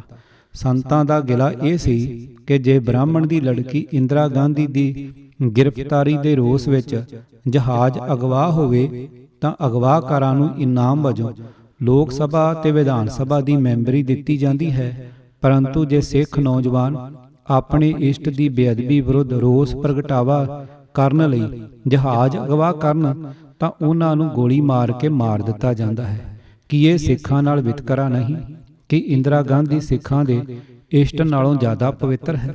ਨੰਬਰ 2, ਅਸ਼ੋਕ ਕੁਮਾਰ ਨਾਮੀ ਇੱਕ ਮੁਜਰਮ ਨੂੰ ਜੋ ਜਾਤ ਦਾ ਬ੍ਰਾਹਮਣ ਸੀ 1983 ਵਿੱਚ ਪਟਿਆਲਾ ਪੁਲਿਸ ਨੇ ਗੁੰਡਾਗਰਦੀ ਤੇ ਸਾੜ ਫੂਕ ਕਰਦੇ ਨੂੰ ਗੋਲੀ ਨਾਲ ਮਾਰ ਦਿੱਤਾ। ਕੇਂਦਰੀ ਗ੍ਰਹਿ ਮੰਤਰੀ PC ਸੇਠੀ ਅਤੇ ਗ੍ਰਹਿ ਸਕੱਤਰ ਚਤੁਰਦੇਵੀ ਤੱਥਾਂ ਦੀ ਜਾਣਕਾਰੀ ਲਈ ਛੇਤੀ ਨਾਲ ਪਟਿਆਲੇ ਨੂੰ ਭੱਜੇ ਆਏ, ਪਰ ਜਦੋਂ ਧਰਮ ਯੁੱਧ ਮੋਰਚੇ ਦੌਰਾਨ 200 ਤੋਂ ਵੱਧ ਸਿੱਖਾਂ ਨੂੰ ਪੁਲਿਸ ਨੇ ਮਾਰ ਦਿੱਤਾ ਤਾਂ ਕੇਂਦਰ ਸਰਕਾਰ ਦੇ ਕਿਸੇ ਚਪੜਾਸੀ ਤੱਕ ਦੇ ਕੰਨ ਤੇ ਜੂੰ ਵੀ ਨਹੀਂ ਸਰਕੀ। ਨੰਬਰ 3, ਪੁਲਿਸ ਨੇ ਰਸਤਾ ਰੋਕੋ ਪ੍ਰੋਗਰਾਮ ਵਾਲੇ ਦਿਨ ਲਗਭਗ 8 ਸਿੰਘਾਂ ਨੂੰ ਗੋਲੀ ਮਾਰ ਦਿੱਤੀ ਅਤੇ ਕਿੰਨੇ ਹੀ ਹੋਰ ਜ਼ਖਮੀ ਕੀਤੇ ਗਏ। ਅਕਾਲੀ ਦਲ ਦੇ ਦਬਾਅ ਪਾਉਣ ਤੇ ਕੇਂਦਰ ਸਰਕਾਰ ਵੱਲੋਂ 8 ਸਿੱਖਾਂ ਦੀ ਮੌਤ ਤੋਂ ਇਲਾਵਾ ਅਸ਼ੋਕ ਕੁਮਾਰ ਦੀ ਮੌਤ ਦੀ ਪੜਤਾਲ ਲਈ ਜਸਟਿਸ ਦੂਬੇ ਇੱਕ ਬ੍ਰਾਹਮਣ ਦੀ ਪ੍ਰਧਾਨਗੀ ਹੇਠ ਇੱਕ ਮੈਂਬਰੀ ਪੜਤਾਲੀਆ ਕਮਿਸ਼ਨ ਗਠਿਤ ਕੀਤਾ ਗਿਆ। ਕਮਿਸ਼ਨ ਨੇ ਬੜੀ ਬੇਸ਼ਰਮੀ ਨਾਲ ਇਹ ਫੈਸਲਾ ਦੇ ਦਿੱਤਾ ਕਿ 8 ਸਿੱਖਾਂ ਦੇ ਮਾਰੇ ਜਾਣਾ ਉਚਿਤ ਸੀ, ਪਰ ਇੱਕ ਬ੍ਰਾਹਮਣ ਅਸ਼ੋਕ ਕੁਮਾਰ ਦੀ ਮੌਤ ਇੱਕ ਕਤਲ ਹੈ। ਕੀ ਇਹ ਸਿੱਖਾਂ ਨਾਲ ਘੋਰ ਵਿਤਕਰਾ ਨਹੀਂ? ਨੰਬਰ 4, ਪਟਿਆਲੇ ਦੇ ਇੱਕ ਨਾਮੀ ਮੁਜਰਮ ਪਵਨ ਕੁਮਾਰ ਸ਼ਰਮਾ ਇੱਕ ਬ੍ਰਾਹਮਣ ਕੋਲੋਂ 230 ਭਾਰੀ ਵਿਸਫੋਟਕ ਹੈਂਡ ਗ੍ਰਨੇਡ ਫੜੇ ਗਏ। ਉਸ ਨੂੰ ਬਿਨਾਂ ਕੋਈ ਕੇਸ ਦਰਜ ਕੀਤੇ ਛੱਡ ਦਿੱਤਾ ਗਿਆ। ਦੂਜੇ ਪਾਸੇ ਪਿਆਰਾ ਸਿੰਘ ਨਾਮੀ ਫਿਰੋਜ਼ਪੁਰ ਵਾਸੀ ਇੱਕ ਸਿੱਖ ਫੌਜੀ ਤੇ ਇੱਕ ਸਟੇਨ ਗਨ ਚੋਰੀ ਕਰਨ ਦਾ ਦੋਸ਼ ਲੱਗਾ। ਬਾਅਦ ਵਿੱਚ ਉਹ ਸਟੇਨ ਗਨ ਇੱਕ ਹਿੰਦੂ ਫੌਜੀ ਦੇ ਘਰੋਂ ਬਰਾਮਦ ਹੋਈ, ਪਰ ਪਿਆਰਾ ਸਿੰਘ ਨੂੰ ਇੱਕ ਹਿੰਦੂ ਫੌਜੀ ਅਫਸਰ ਨੇ ਤਸੀਹੇ ਦੇ ਦੇ ਕੇ ਮਾਰ ਦਿੱਤਾ। ਕੀ ਇਹ ਸਿੱਖਾਂ ਨਾਲ ਵਿਤਕਰਾ ਨਹੀਂ? ਨੰਬਰ 5, ਅੰਮ੍ਰਿਤਸਰ ਦੇ ਇੱਕ ਜਨਸੰਘੀ ਨੇਤਾ ਹਰਬੰਸ ਲਾਲ ਖੰਨਾ ਨੇ ਬਹੁਤ ਭੜਕਾਊ ਇਸ਼ਤਿਹਾਰ ਛਪਵਾਏ ਅਤੇ ਸ਼ਹਿਰ ਦੀਆਂ ਕੰਧਾਂ ਤੇ ਚਿਪਕਾਏ। ਇਸ਼ਤਿਹਾਰਾਂ ਤੇ ਲਿਖਿਆ ਸੀ ਕਿ ਦੁੱਕੀ ਤਿੱਕੀ ਖਹਿਣ ਨਹੀਂ ਦੇਣੀ, ਸਿਰ ਤੇ ਪਗੜੀ ਰਹਿਣ ਨਹੀਂ ਦੇਣੀ, ਕੱਛਾ ਕੜਾ ਕਿਰਪਾਨ ਇਹਨੂੰ ਭੇਜੋ ਪਾਕਿਸਤਾਨ, ਭਾਵ ਕਿ ਅਸੀਂ ਕਿਸੇ ਵੀ ਸਿੱਖ ਨੂੰ ਆਵਾਜ਼ ਨਹੀਂ ਉਠਾਉਣ ਦੇਣੀ। ਜੇ ਅਜਿਹਾ ਕਰਨਗੇ ਤਾਂ ਅਸੀਂ ਉਹਨਾਂ ਦੀਆਂ ਪੱਗਾਂ ਉਤਾਰ ਦੇਵਾਂਗੇ ਅਤੇ ਉਹਨਾਂ ਨੂੰ ਖਤਮ ਕਰ ਦੇਵਾਂਗੇ, ਅਤੇ ਜੋ ਵੀ ਸਿੱਖ 5 ਕਕਾਰਾਂ ਦਾ ਧਾਰਨੀ ਹੈ ਉਸ ਨੂੰ ਪਾਕਿਸਤਾਨ ਨੂੰ ਧੱਕ ਦੇਵਾਂਗੇ। ਅਜਿਹੇ ਭੜਕਾਊ ਤੇ ਹੱਤਕ ਭਰੇ ਨਾਅਰੇ ਪ੍ਰਤੱਖ ਰੂਪ ਵਿੱਚ ਜਨਤਕ ਤੌਰ ਤੇ ਪ੍ਰਦਰਸ਼ਿਤ ਕੀਤੇ ਗਏ ਅਤੇ ਗਲੀਆਂ ਬਾਜ਼ਾਰਾਂ ਵਿੱਚ ਗੁੰਜਾਏ ਗਏ, ਜੋ ਕਿ ਭਾਰਤੀ ਦੰਡ ਵਿਧਾਨ ਦੇ ਤਹਿਤ ਇੱਕ ਅਪਰਾਧ ਸੀ, ਕਿਉਂਕਿ ਦੋਸ਼ੀਆਂ ਨੇ ਮੁਜਰਮਾਨਾ ਢੰਗ ਨਾਲ, ਗੈਰ ਕਾਨੂੰਨੀ ਢੰਗ ਨਾਲ ਸਿੱਖਾਂ ਨੂੰ ਧਮਕਾਇਆ ਸੀ। ਨਾਅਰਿਆਂ ਵਿੱਚ ਵਰਤੀ ਗਈ ਭਾਸ਼ਾ ਅਪਮਾਨਜਨਕ ਵੀ ਸੀ ਅਤੇ ਰਾਸ਼ਟਰ ਵਿਰੋਧੀ ਵੀ, ਪਰ ਖੰਨੇ ਵਿਰੁੱਧ ਕੋਈ ਵੀ ਫੌਜਦਾਰੀ ਕੇਸ ਦਰਜ ਨਹੀਂ ਸੀ ਕੀਤਾ ਗਿਆ। ਕਿਉਂ? ਇਸ ਲਈ ਕਿ ਉਹ ਹਿੰਦੂ ਸੀ। ਪਰ ਜੇ ਸਿੱਖ ਨੌਜਵਾਨ ਅਜਿਹੇ ਭੜਕਾਊ ਨਾਅਰਿਆਂ ਦਾ ਢੁਕਵਾਂ ਜਵਾਬ ਦੇਣ ਤਾਂ ਉਹਨਾਂ ਤੇ ਫੌਜਦਾਰੀ ਕੇਸ ਦਰਜ ਹੁੰਦੇ ਹਨ। ਨੰਬਰ 6, ਗ੍ਰਹਿ ਮੰਤਰੀ PC ਸੇਠੀ ਨੇ ਧਮਕੀ ਦਿੱਤੀ ਸੀ ਕਿ ਉਹ ਭਿੰਡਰਾਂਵਾਲੇ ਨੂੰ ਹਫ਼ਤੇ ਦੇ ਅੰਦਰ ਅੰਦਰ ਗੁਰੂ ਨਾਨਕ ਨਿਵਾਸ ਚੋਂ ਜਬਰੀ ਬਾਹਰ ਧੂ ਲਿਆਵੇਗਾ। ਸੰਤ ਭਿੰਡਰਾਂਵਾਲੇ ਨੇ ਕਿਹਾ ਸੀ, ਇਹ ਬਿਆਨ ਮੁਜਰਮਾਨਾ ਧਮਕੀ ਦੇ ਤੁੱਲ ਹੈ। ਫਿਰ ਵੀ ਉਸਨੇ ਚੈਲੰਜ ਕੀਤਾ ਕਿ ਜੇ ਹਿੰਮਤ ਹੈ ਤਾਂ ਸੇਠੀ ਖੁਦ ਆ ਕੇ ਉਸ ਨੂੰ ਹੱਥ ਪਾਵੇ। ਇਹ ਗੱਲ ਕਹਿਣ ਤੇ ਉਸ ਦੇ ਵਿਰੁੱਧ ਫੌਜਦਾਰੀ ਮੁਕੱਦਮਾ ਦਰਜ ਕੀਤਾ ਗਿਆ, ਪਰੰਤੂ PC ਸੇਠੀ ਖਿਲਾਫ ਕੋਈ ਕਾਰਵਾਈ ਨਹੀਂ ਕੀਤੀ ਗਈ। ਨੰਬਰ 7, ਗ੍ਰਹਿ ਮੰਤਰੀ PC ਸੇਠੀ ਨੇ ਇਹ ਵੀ ਬਿਆਨ ਦਿੱਤਾ ਕਿ ਸਿੱਖਾਂ ਨੂੰ ਸਮਝ ਲੈਣਾ ਚਾਹੀਦਾ ਹੈ ਕਿ 35-35 ਹਿੰਦੂਆਂ ਦੇ ਹਿੱਸੇ ਇੱਕ ਸਿੱਖ ਆਉਂਦਾ ਹੈ। ਅਗਲੇ ਹੀ ਦਿਨ ਇਸ ਦੇ ਜਵਾਬ ਵਿੱਚ ਸੰਤ ਭਿੰਡਰਾਂਵਾਲੇ ਨੇ ਕਿਹਾ ਕਿ ਅਸੀਂ PC ਸੇਠੀ ਨੂੰ ਇਹ ਗੱਲ ਦੱਸ ਦੇਣੀ ਚਾਹੁੰਦੇ ਹਾਂ ਕਿ ਜੇ ਤੁਹਾਡੇ ਮਨਾਂ ਵਿੱਚ ਅਜਿਹੇ ਵਿਚਾਰ ਹਨ ਤਾਂ ਫਿਰ ਅਸਲ ਵਿੱਚ 35 ਹਿੰਦੂਆਂ ਦੇ ਹਿੱਸੇ ਇੱਕ ਸਿੱਖ ਨਹੀਂ, ਬਲਕਿ ਇੱਕ ਸਿੱਖ ਦੇ ਹਿੱਸੇ 35 ਹਿੰਦੂ ਆਉਂਦੇ ਹਨ। ਨੰਬਰ 8, ਪ੍ਰਧਾਨ ਮੰਤਰੀ ਇੰਦਰਾ ਗਾਂਧੀ ਨੇ ਵੀ ਅਨੇਕਾਂ ਵਾਰ ਕਿਹਾ ਕਿ ਪੰਜਾਬ ਦੇ ਸਿੱਖਾਂ ਨੂੰ ਪੰਜਾਬੋਂ ਬਾਹਰ ਵਸਦੇ ਸਿੱਖਾਂ ਦੇ ਹਸ਼ਰ ਬਾਰੇ ਸੋਚਣਾ ਚਾਹੀਦਾ ਹੈ। ਇਹ ਬਿਆਨ ਵੀ ਸਿੱਖਾਂ ਨੂੰ ਫਿਰਕੂ ਧਮਕੀ ਸੀ। ਇਸ ਦੇ ਜਵਾਬ ਵਿੱਚ ਸੰਤ ਭਿੰਡਰਾਂਵਾਲੇ ਨੇ ਕਿਹਾ ਕਿ ਪ੍ਰਧਾਨ ਮੰਤਰੀ ਹੋਣ ਦੇ ਨਾਤੇ ਇਹ ਬਿਆਨ ਬਹੁਤ ਗੈਰ ਜ਼ਿੰਮੇਵਾਰਾਨਾ ਹੈ ਅਤੇ ਇੰਦਰਾ ਗਾਂਧੀ ਨੂੰ ਸ਼ੋਭਦਾ ਨਹੀਂ ਹੈ, ਪਰੰਤੂ ਫਿਰ ਵੀ ਜੇ ਤੁਹਾਡੇ ਮਨਾਂ ਵਿੱਚ ਸਿੱਖਾਂ ਪ੍ਰਤੀ ਅਜਿਹਾ ਜ਼ਹਿਰ ਹੈ ਤਾਂ ਜੇ ਕਦੇ ਅਜਿਹੇ ਹਾਲਾਤ ਬਣੇ ਤਾਂ ਸਿੱਖ ਕਾਇਰ ਨਹੀਂ ਹਨ, ਉਹ ਵੀ ਗਿਣਤੀ ਕਰੀ ਬੈਠੇ ਹਨ ਅਤੇ ਪੰਜਾਬ 'ਚ ਇੱਕ ਸਿੱਖ ਦੇ ਹਿੱਸੇ 20 ਹਿੰਦੂ ਆਉਂਦੇ ਹਨ। ਇਹ ਬੜੀ ਧਿਆਨ ਦੇਣ ਯੋਗ ਗੱਲ ਹੈ ਕਿ ਕੀ ਗ੍ਰਹਿ ਮੰਤਰੀ ਨੂੰ ਅਜਿਹੇ ਬਿਆਨ ਦੇਣੇ ਚਾਹੀਦੇ ਸਨ? ਕੀ ਅਜਿਹੇ ਬਿਆਨ ਦੇਣਾ ਕਾਨੂੰਨੀ ਅਪਰਾਧ ਨਹੀਂ ਹੈ? ਇਹਨਾਂ ਸਾਰੇ ਪੱਖਾਂ ਨੂੰ ਨਜ਼ਰ ਅੰਦਾਜ਼ ਕਰਕੇ ਫਿਰਕੂ ਪ੍ਰੈਸ ਅਤੇ ਮੀਡੀਆ ਪ੍ਰਧਾਨ ਮੰਤਰੀ ਅਤੇ ਗ੍ਰਹਿ ਮੰਤਰੀ ਦੇ ਅਪਰਾਧਜਨਕ ਬਿਆਨਾਂ ਨੂੰ ਘੁੱਟ ਗਏ, ਪਰੰਤੂ ਸੰਤ ਭਿੰਡਰਾਂਵਾਲੇ ਵੱਲੋਂ ਉਹਨਾਂ ਦੇ ਪ੍ਰਤੀਕਰਮ ਵਜੋਂ ਦਿੱਤੇ ਜਵਾਬ ਨੂੰ ਪੂਰੀ ਤਰ੍ਹਾਂ ਫਿਰਕੂ ਰੰਗਤ ਦੇ ਕੇ ਉਛਾਲਿਆ ਗਿਆ ਅਤੇ ਵੱਡੇ ਪੱਧਰ ਤੇ ਪ੍ਰਚਾਰਿਆ ਗਿਆ। ਪ੍ਰਧਾਨ ਮੰਤਰੀ ਅਤੇ ਗ੍ਰਹਿ ਮੰਤਰੀ ਤੇ ਕੇਸ ਦਰਜ ਕਰਨ ਦੀ ਬਜਾਏ ਸੰਤ ਭਿੰਡਰਾਂਵਾਲੇ ਖਿਲਾਫ ਮੁਕੱਦਮਾ ਦਰਜ ਕੀਤਾ ਗਿਆ। ਇੰਦਰਾ ਗਾਂਧੀ ਦੀ ਕਿਸੇ ਨੇ ਨਿੰਦਾ ਤੱਕ ਵੀ ਨਾ ਕੀਤੀ, ਜਿਸ ਨੇ ਸ਼ਰੇਆਮ ਜਨਤਕ ਤੌਰ ਤੇ ਸਿੱਖਾਂ ਨੂੰ ਨਤੀਜੇ ਭੁਗਤਣ ਲਈ ਤਿਆਰ ਰਹਿਣ ਦੀ ਧਮਕੀ ਦਿੱਤੀ। ਆਖਰਕਾਰ ਇੰਦਰਾ ਗਾਂਧੀ ਦੀ ਧਮਕੀ ਨੂੰ 17 ਫਰਵਰੀ 1984 ਅਤੇ 24 ਫਰਵਰੀ 1984 ਤੱਕ ਹਰਿਆਣੇ ਅੰਦਰ ਅਮਲ ਵਿੱਚ ਲਿਆਂਦਾ ਗਿਆ, ਜਦੋਂ ਹਰਿਆਣਾ ਦੇ ਮੁੱਖ ਮੰਤਰੀ ਭਜਨ ਲਾਲ ਦੀ ਸ਼ਹਿ ਤੇ ਹਿੰਦੂਆਂ ਵੱਲੋਂ ਕੁਝ ਸਿੱਖਾਂ ਨੂੰ ਕਤਲ ਕੀਤਾ ਗਿਆ। ਦਰਜਨਾਂ ਗੁਰਦੁਆਰੇ ਸਾੜ ਦਿੱਤੇ ਗਏ ਅਤੇ ਸਿੱਖਾਂ ਦੀਆਂ ਸੈਂਕੜੇ ਦੁਕਾਨਾਂ ਦੀ ਲੁੱਟਮਾਰ ਕੀਤੀ ਗਈ। ਇਨ੍ਹਾਂ ਕਾਤਲਾਂ, ਅੱਗਾਂ ਲਾਉਣ ਵਾਲਿਆਂ ਅਤੇ ਪਹਾੜੇ ਦੇ ਟੱਟੂਆਂ ਵਿਰੁੱਧ ਕੋਈ ਕਾਰਵਾਈ ਨਹੀਂ ਕੀਤੀ ਗਈ। ਇਹ ਸਾਰਾ ਕੁਝ ਸਾਨੂੰ ਕੀ ਅਹਿਸਾਸ ਕਰਾਉਂਦਾ ਹੈ? ਸੰਤ ਭਿੰਡਰਾਂਵਾਲੇ ਨੇ ਇਹ ਟਿੱਪਣੀ ਕੀਤੀ ਕਿ ਹਿੰਦੂਆਂ ਨੇ ਪੱਖਪਾਤੀ ਪੁਲਿਸ ਦੀ ਦੇਖ-ਰੇਖ ਹੇਠ ਸਿੱਖਾਂ ਦੇ ਕਤਲ ਕਰਕੇ ਅਤੇ ਸਿੱਖ ਔਰਤਾਂ ਦੀ ਬੇਪਤੀ ਕਰਕੇ ਆਪਣੇ ਮੰਦੇ ਇਰਾਦੇ ਪ੍ਰਗਟ ਕਰ ਦਿੱਤੇ ਹਨ।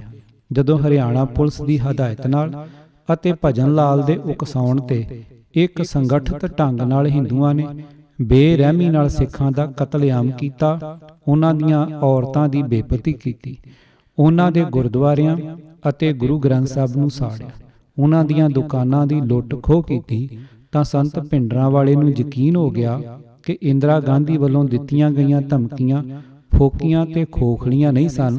ਇਹ ਸਾਬਤ ਹੋ ਗਿਆ ਕਿ ਉਹ ਜੋ ਕਹਿੰਦੀ ਸੀ ਬੇਮਾਨਾ ਨਹੀਂ ਸੀ। ਇਹ ਬਹੁਤ ਹੀ ਭਿਆਨਕ ਘਟਨਾਕ੍ਰਮ ਸੀ।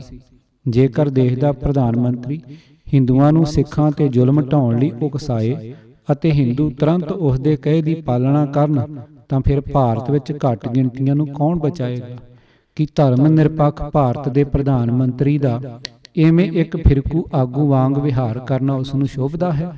ਇਸ ਭਿਅੰਕਰਤਾ ਅਤੇ ਜਨੂਨ ਨੂੰ ਦੇਖ ਕੇ ਭਿੰਡਰਾਂਵਾਲੇ ਨੂੰ ਪੂਰਾ ਯਕੀਨ ਹੋ ਗਿਆ ਕਿ ਭਾਰਤ ਵਿਚਲੇ ਸਿੱਖਾਂ ਦੀ ਤਕਦੀਰ ਖਤਰੇ ਵਿੱਚ ਸੀ। ਇਸ ਲਈ ਉਸਨੇ ਸਰਕਾਰ ਦੇ ਕਿਸੇ ਭਵਿੱਖਗਾਮੀ ਹਮਲੇ ਤੋਂ ਸਿੱਖਾਂ ਦੀ ਰਾਖੀ ਵਾਸਤੇ ਕੁਝ ਸਾਧਨ ਅਤੇ ਰਸਤੇ ਵਿਉਂਤੇ। ਇਹ ਇੰਦਰਾ ਗਾਂਧੀ ਵੱਲੋਂ ਅਪਣਾਈ ਗਈ ਮੁਜਰਮਾਨਾ ਨੀਤੀ ਹੀ ਸੀ, ਜਿਸ ਨੇ ਸੰਤ ਭਿੰਡਰਾਂਵਾਲੇ ਨੂੰ ਸਿੱਖ ਨੌਜਵਾਨਾਂ ਨੂੰ ਹਰ ਪਿੰਡ ਤੇ ਮੁਹੱਲੇ ਵਿੱਚ 3-3 ਦੇ ਜਥੇ ਬਣਾ ਕੇ ਮੋਟਰਸਾਈਕਲ ਅਤੇ ਰਿਵਾਲਵਰ ਖਰੀਦਣ ਦੀ ਨਸੀਹਤ ਦੇਣ ਲਈ ਮਜਬੂਰ ਕੀਤਾ, ਤਾਂ ਕਿ ਉਹ ਦੁਸ਼ਮਣਾਂ ਵੱਲੋਂ ਮੁੜ ਹਮਲਾ ਕੀਤੇ ਜਾਣ ਦੀ ਸੂਰਤ ਵਿੱਚ ਆਪਣੀ ਰਾਖੀ ਕਰ ਸਕਣ। ਉਸ ਨੇ ਸਿੱਖਾਂ ਨੂੰ ਦਲੀਲ ਦਿੱਤੀ ਕਿ ਜੇ ਉਹ ਭਾਰਤ ਵਿੱਚ ਸਨਮਾਨਪੂਰਵਕ ਰਹਿਣਾ ਚਾਹੁੰਦੇ ਹਨ ਤਾਂ ਅੰਮ੍ਰਿਤਧਾਰੀ ਤੇ ਸ਼ਸਤਰਧਾਰੀ ਹੋਣ। ਉਸ ਨੇ ਸਿੱਖਾਂ ਨੂੰ ਖਾਲਸੇ ਦੀ ਸ਼ਾਨ ਦੀ ਯਾਦ ਦਿਵਾਈ, ਜਿਸ ਨੇ ਜ਼ਾਲਮ ਮੁਗਲਾਂ ਨਾਲ ਯੁੱਧ ਲੜੇ ਅਤੇ ਆਖਰਕਾਰ ਉਹਨਾਂ ਜੰਗਾਂ ਵਿੱਚ ਜਿੱਤ ਪ੍ਰਾਪਤ ਕੀਤੀ।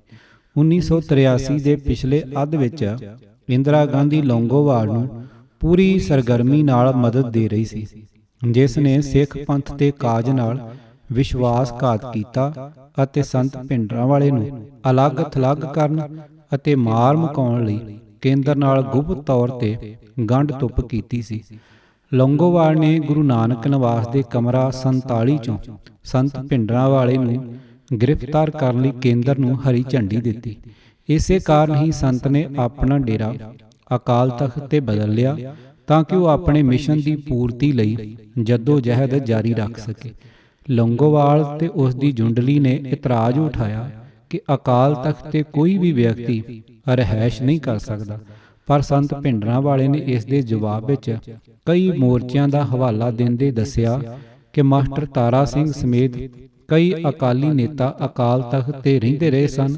ਜਦੋਂ ਲੌਂਗੋਵਾਲ ਜੁੰਡਲੀ ਸੰਤ ਭਿੰਡਰਾਂਵਾਲੇ ਨੂੰ ਉੱਥੋਂ ਕੱਢਣ ਦੇ ਆਪਣੇ ਮੰਦ ਇਰਾਦੇ ਵਿੱਚ ਅਸਫਲ ਰਹੀ ਤਾਂ ਇਸ ਢਾਣੀ ਨੇ ਅਕਾਲ ਤਖਤ ਦੇ ਜਥੇਦਾਰ ਉੱਪਰ ਸੰਤ ਭਿੰਡਰਾਂਵਾਲੇ ਵਿਰੁੱਧ ਹੁਕਮਨਾਮਾ ਜਾਰੀ ਕਰਨ ਲਈ ਦਬਾਅ ਪਾਇਆ।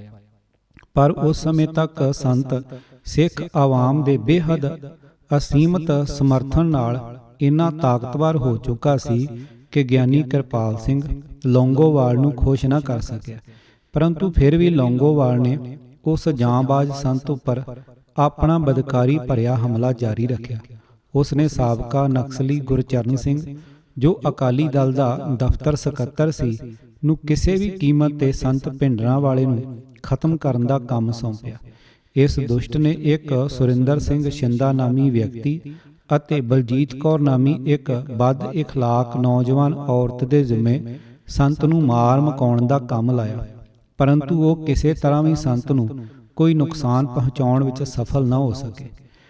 ਪਰ ਇਹਨਾਂ ਦੋਵਾਂ ਭਾੜੇ ਦੇ ਕਾਤਲਾਂ ਨੇ 14 ਅਪ੍ਰੈਲ 1984 ਨੂੰ ਧੋਖੇ ਨਾਲ ਸੰਤ ਭਿੰਡਰਾਂਵਾਲੇ ਦਾ ਭਰੋਸੇਯੋਗ ਸੱਜਾ ਹੱਥ ਸਮਝੇ ਜਾਂਦੇ ਸੁਰਿੰਦਰ ਸਿੰਘ ਸੋਢੀ ਨੂੰ ਕਤਲ ਕਰ ਦਿੱਤਾ। ਇਹ ਘੋਰ ਅਪਰਾਧ ਦਰਬਾਰ ਸਾਹਿਬ ਸਮੂਹ ਦੇ ਬਿਲਕੁਲ ਨਾਲ ਸਥਿਤ ਸਿੰਧੀ ਹੋਟਲ ਅੰਦਰ ਕੀਤਾ ਗਿਆ। ਮਲਕ ਸਿੰਘ ਭਾਟੀਆ ਨੇ ਸੋਢੀ ਦੇ ਵਿਸ਼ਵਾਸਘਾਤ ਨਾਲ ਕੀਤੇ ਗਏ ਕਤਲ ਮਗਰੋਂ ਸ਼ਿੰਦੇ ਦੀ ਬਚ ਨਿਕਲਣ ਵਿੱਚ ਮਦਦ ਕੀਤੀ, ਪਰੰਤੂ 24 ਘੰਟੇ ਦੇ ਅੰਦਰ ਹੀ ਕਾਤਲ ਅਤੇ ਉਸ ਦੀ ਰਖੇਰ ਬਲਜੀਤ ਕੌਰ ਸਮੇਤ ਸਾਰੇ ਸਾਜ਼ਿਸ਼ੀ ਖਤਮ ਕਰਕੇ ਸੋਢੀ ਦੇ ਕਤਲ ਦਾ ਬਦਲਾ ਲੈ ਲਿਆ ਗਿਆ। ਇਹ ਸਾਜ਼ਿਸ਼ ਪ੍ਰਤੱਖ ਰੂਪ ਵਿੱਚ ਲੌਂਗੋਵਾਲ ਦੀ ਸ਼ਹਿ ਤੇ ਘੜੀ ਗਈ ਸੀ। ਹੁਣ ਲੌਂਗੋਵਾਲ ਨੂੰ ਇਹ ਖੌਫ ਖਾਣ ਲੱਗਾ ਕਿ ਇਸ ਨਾਕਾਬਲੇ ਮੁਆਫ ਅਤੇ ਘਿਨਾਉਣੇ ਜੁਰਮ ਬਦਲੇ ਹੁਣ ਖਾਲਸਾ ਉਸ ਨੂੰ ਵੀ ਸਜ਼ਾ ਦੇਵੇਗਾ। ਇਸ ਲਈ ਉਸ ਨੇ ਕੇਂਦਰ ਕੋਲੋਂ ਸੰਤ ਭਿੰਡਰਾਂਵਾਲੇ ਦੇ ਖਾਤਮੇ ਲਈ ਮਦਦ ਲੈਣ ਵਾਸਤੇ ਆਪਣੇ ਯਤਨ ਹੋਰ ਵੀ ਤੇਜ਼ ਕਰ ਦਿੱਤੇ, ਕਿਉਂਕਿ ਅਜਿਹਾ ਨਾ ਹੋਣ ਦੀ ਸੂਰਤ ਵਿੱਚ ਉਸ ਨੂੰ ਆਪਣੇ ਮਾਰੇ ਜਾਣ ਦਾ ਡਰ ਸੀ।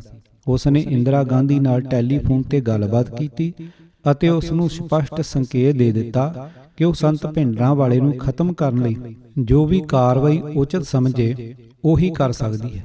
ਇੰਦਰਾ ਗਾਂਧੀ ਤੇ ਉਸ ਦਾ ਪੁੱਤਰ ਰਾਜੀਵ ਗਾਂਧੀ ਪਹਿਲਾਂ ਹੀ ਸੰਤ ਭਿੰਡਰਾਂਵਾਲੇ ਦੇ ਖਿਲਾਫ ਫੌਜੀ ਕਾਰਵਾਈ ਕਰਨ ਦਾ ਫੈਸਲਾ ਲੈ ਚੁੱਕੇ ਸਨ। ਇਸ ਮਕਸਦ ਲਈ ਚਕਰਾਤਾ ਵਿਖੇ 94 ਜਵਾਨਾਂ ਨੂੰ ਗੁਰੀਲਾ ਜੰਗ ਦੀ ਟ੍ਰੇਨਿੰਗ ਦੇਣ ਹਿੱਤ ਸਥਾਪਿਤ ਕੀਤੇ ਗਏ ਖੁਫੀਆ ਕੇਂਦਰ ਤੇ ਕਮਾਂਡੋ ਟ੍ਰੇਨਿੰਗ ਦਿੱਤੀ ਜਾ ਰਹੀ ਸੀ। ਉੱਥੇ ਮਾਰਚ 1984 ਤੋਂ ਹੀ ਕਮਾਂਡੋਆਂ ਨੂੰ ਸਿਖਲਾਈ ਦਿੱਤੀ ਜਾ ਰਹੀ ਸੀ, ਜਿਨ੍ਹਾਂ ਨੂੰ ਬਾਅਦ ਵਿੱਚ ਦਰਬਾਰ ਸਾਹਿਬ ਤੇ ਹਮਲੇ ਲਈ ਭੇਜਿਆ ਜਾਣਾ ਸੀ। ਚਕਰਾਤਾ ਵਿਖੇ ਦਰਬਾਰ ਸਾਹਿਬ ਸਮੂਹ ਦਾ ਇੱਕ ਵਿਸ਼ਾਲ ਨਮੂਨਾ ਤਿਆਰ ਕੀਤਾ ਗਿਆ ਸੀ ਤਾਂ ਕਿ ਕਮਾਂਡੋ ਇਸ ਸਮੂਹ ਦੇ ਅੰਦਰ ਬਾਹਰ ਆਉਣ ਜਾਣ ਵਾਲੇ ਅਤੇ ਹੋਰ ਰਸਤਿਆਂ ਦੇ ਭੇਤੀ ਹੋ ਸਕਣ ਅਤੇ ਫੌਜੀ ਹਮਲੇ ਸਮੇਂ ਉਹਨਾਂ ਨੂੰ ਸੌਂਪੇ ਜਾਣ ਵਾਲੇ ਮਿਸ਼ਨ ਦੀ ਪ੍ਰਾਪਤੀ ਵਿੱਚ ਉਹਨਾਂ ਨੂੰ ਕੋਈ ਮੁਸ਼ਕਲ ਨਾ ਝੇਲਣੀ ਪਵੇ। ਜਿਵੇਂ ਕਿ ਪਹਿਲਾਂ ਚਰਚਾ ਕੀਤੀ ਗਈ ਹੈ ਕਿ ਸੰਤ ਭਿੰਡਰਾਂਵਾਲੇ ਉੱਪਰ ਲੌਂਗੋਵਾਲ ਤੇ ਉਹਦੀ ਢਾਣੀ ਵੱਲੋਂ ਲਗਾਤਾਰ ਹਮਲਾ ਕੀਤਾ ਜਾ ਰਿਹਾ ਸੀ। ਉਸ ਨੇ ਸੰਤ ਭਿੰਡਰਾਂਵਾਲੇ ਵਿਰੁੱਧ ਆਰੰਭੀ ਮੁਹਿੰਮ ਦੇ ਤਹਿਤ ਉਸ ਉੱਪਰ ਕਾਂਗਰਸੀ ਏਜੰਟ ਹੋਣ ਦਾ ਦੋਸ਼ ਲਾਇਆ ਅਤੇ ਇਸ ਲਈ ਸੰਤ ਨੂੰ ਮੰਜੀ ਸਾਹਿਬ ਸਟੇਜ ਤੋਂ ਸਿੱਖ ਸੰਗਤ ਨੂੰ ਮੁਖਾਤਬ ਹੋਣ ਤੋਂ ਵਰਜਿਆ ਗਿਆ। ਸੰਤਾਂ ਨੇ ਆਪਣੀ ਇੱਛਾ ਨਾਲ ਹੀ ਮੰਜੀ ਸਾਹਿਬ ਜਾਣ ਤੋਂ ਗੁਰੇਜ਼ ਕੀਤਾ, ਇਸ ਲਈ ਨਹੀਂ ਕਿ ਉਹ ਲੌਂਗੋਵਾਲ ਤੋਂ ਡਰਦਾ ਸੀ, ਸਗੋਂ ਇਸ ਲਈ ਕਿ ਉਹ ਆਪਣੇ ਵੱਡੇ ਯਤਨਾਂ ਨਾਲ ਅਕਾਲੀ ਵਰਕਰਾਂ ਵਿੱਚ ਕਰਾਈ ਏਕਤਾ ਅਜੇ ਵੀ ਬਰਕਰਾਰ ਰੱਖਣੀ ਚਾਹੁੰਦਾ ਸੀ। ਇਸ ਲਈ ਉਸ ਨੇ ਸਿੱਖ ਸਰੋਤਿਆਂ ਨੂੰ ਗੁਰੂ ਰਾਮਦਾਸ ਲੰਗਰ ਦੀ ਬਿਲਡਿੰਗ ਉੱਪਰ ਸੰਬੋਧਨ ਕਰਨਾ ਸ਼ੁਰੂ ਕਰ ਦਿੱਤਾ। ਇਸ ਨਾਲ ਮੰਜੀ ਸਾਹਿਬ ਤੋਂ ਲੌਂਗੋਵਾਲ ਵੱਲੋਂ ਸੰਬੋਧਨ ਕੀਤੇ ਜਾਣ ਵਾਲੇ ਸਰੋਤਿਆਂ ਦੀ ਗਿਣਤੀ ਬਹੁਤ ਮਾਮੂਲੀ ਰਹਿ ਗਈ, ਜਦੋਂ ਕਿ ਲੰਗਰ ਬਿਲਡਿੰਗ ਤੇ ਜੋਸ਼ੀਲੇ ਸਿੱਖਾਂ ਦੀ ਚਹਿਲ ਪਹਿਲ ਰਹਿਣ ਲੱਗੀ। ਨਤੀਜੇ ਵਜੋਂ ਲੌਂਗੋਵਾਲ ਨੂੰ ਸਿੱਖ ਆਵਾਮ ਨੇ ਤਿਲਾਂਜਲੀ ਦੇ ਦਿੱਤੀ ਅਤੇ ਉਹ ਸੰਤ ਭਿੰਡਰਾਂਵਾਲਾ ਨਹੀਂ ਬਲਕਿ ਲੌਂਗੋਵਾਲ ਖੁਦ ਹੀ ਅਲੱਗ ਥਲੱਗ ਹੋ ਕੇ ਰਹਿ ਗਿਆ। ਇਹ ਸੰਤ ਭਿੰਡਰਾਂਵਾਲੇ ਦੀ ਕ੍ਰਿਸ਼ਮਾਈ ਸ਼ਖਸੀਅਤ ਅਤੇ ਸਿੱਖ ਰਾਜ ਲਈ ਉਸ ਦੀ ਨਿਸ਼ਠਾ ਸੀ, ਜਿਸ ਕਾਰਨ ਉਸ ਨੇ ਖਾਲਸਾ ਪੰਥ ਦੇ ਮਨਾਂ ਨੂੰ ਮੋਹ ਲਿਆ। ਉਹਨੇ ਬੜੇ ਵਿਅੰਗਾਤਮਕ ਤਰੀਕੇ ਨਾਲ ਇਹ ਸਵਾਲ ਉਠਾਇਆ ਕਿ ਕੇਂਦਰ ਦਾ ਅਸਲ ਏਜੰਟ ਕੌਣ ਹੈ, ਉਹ ਜਾਂ ਲੌਂਗੋਵਾਲ।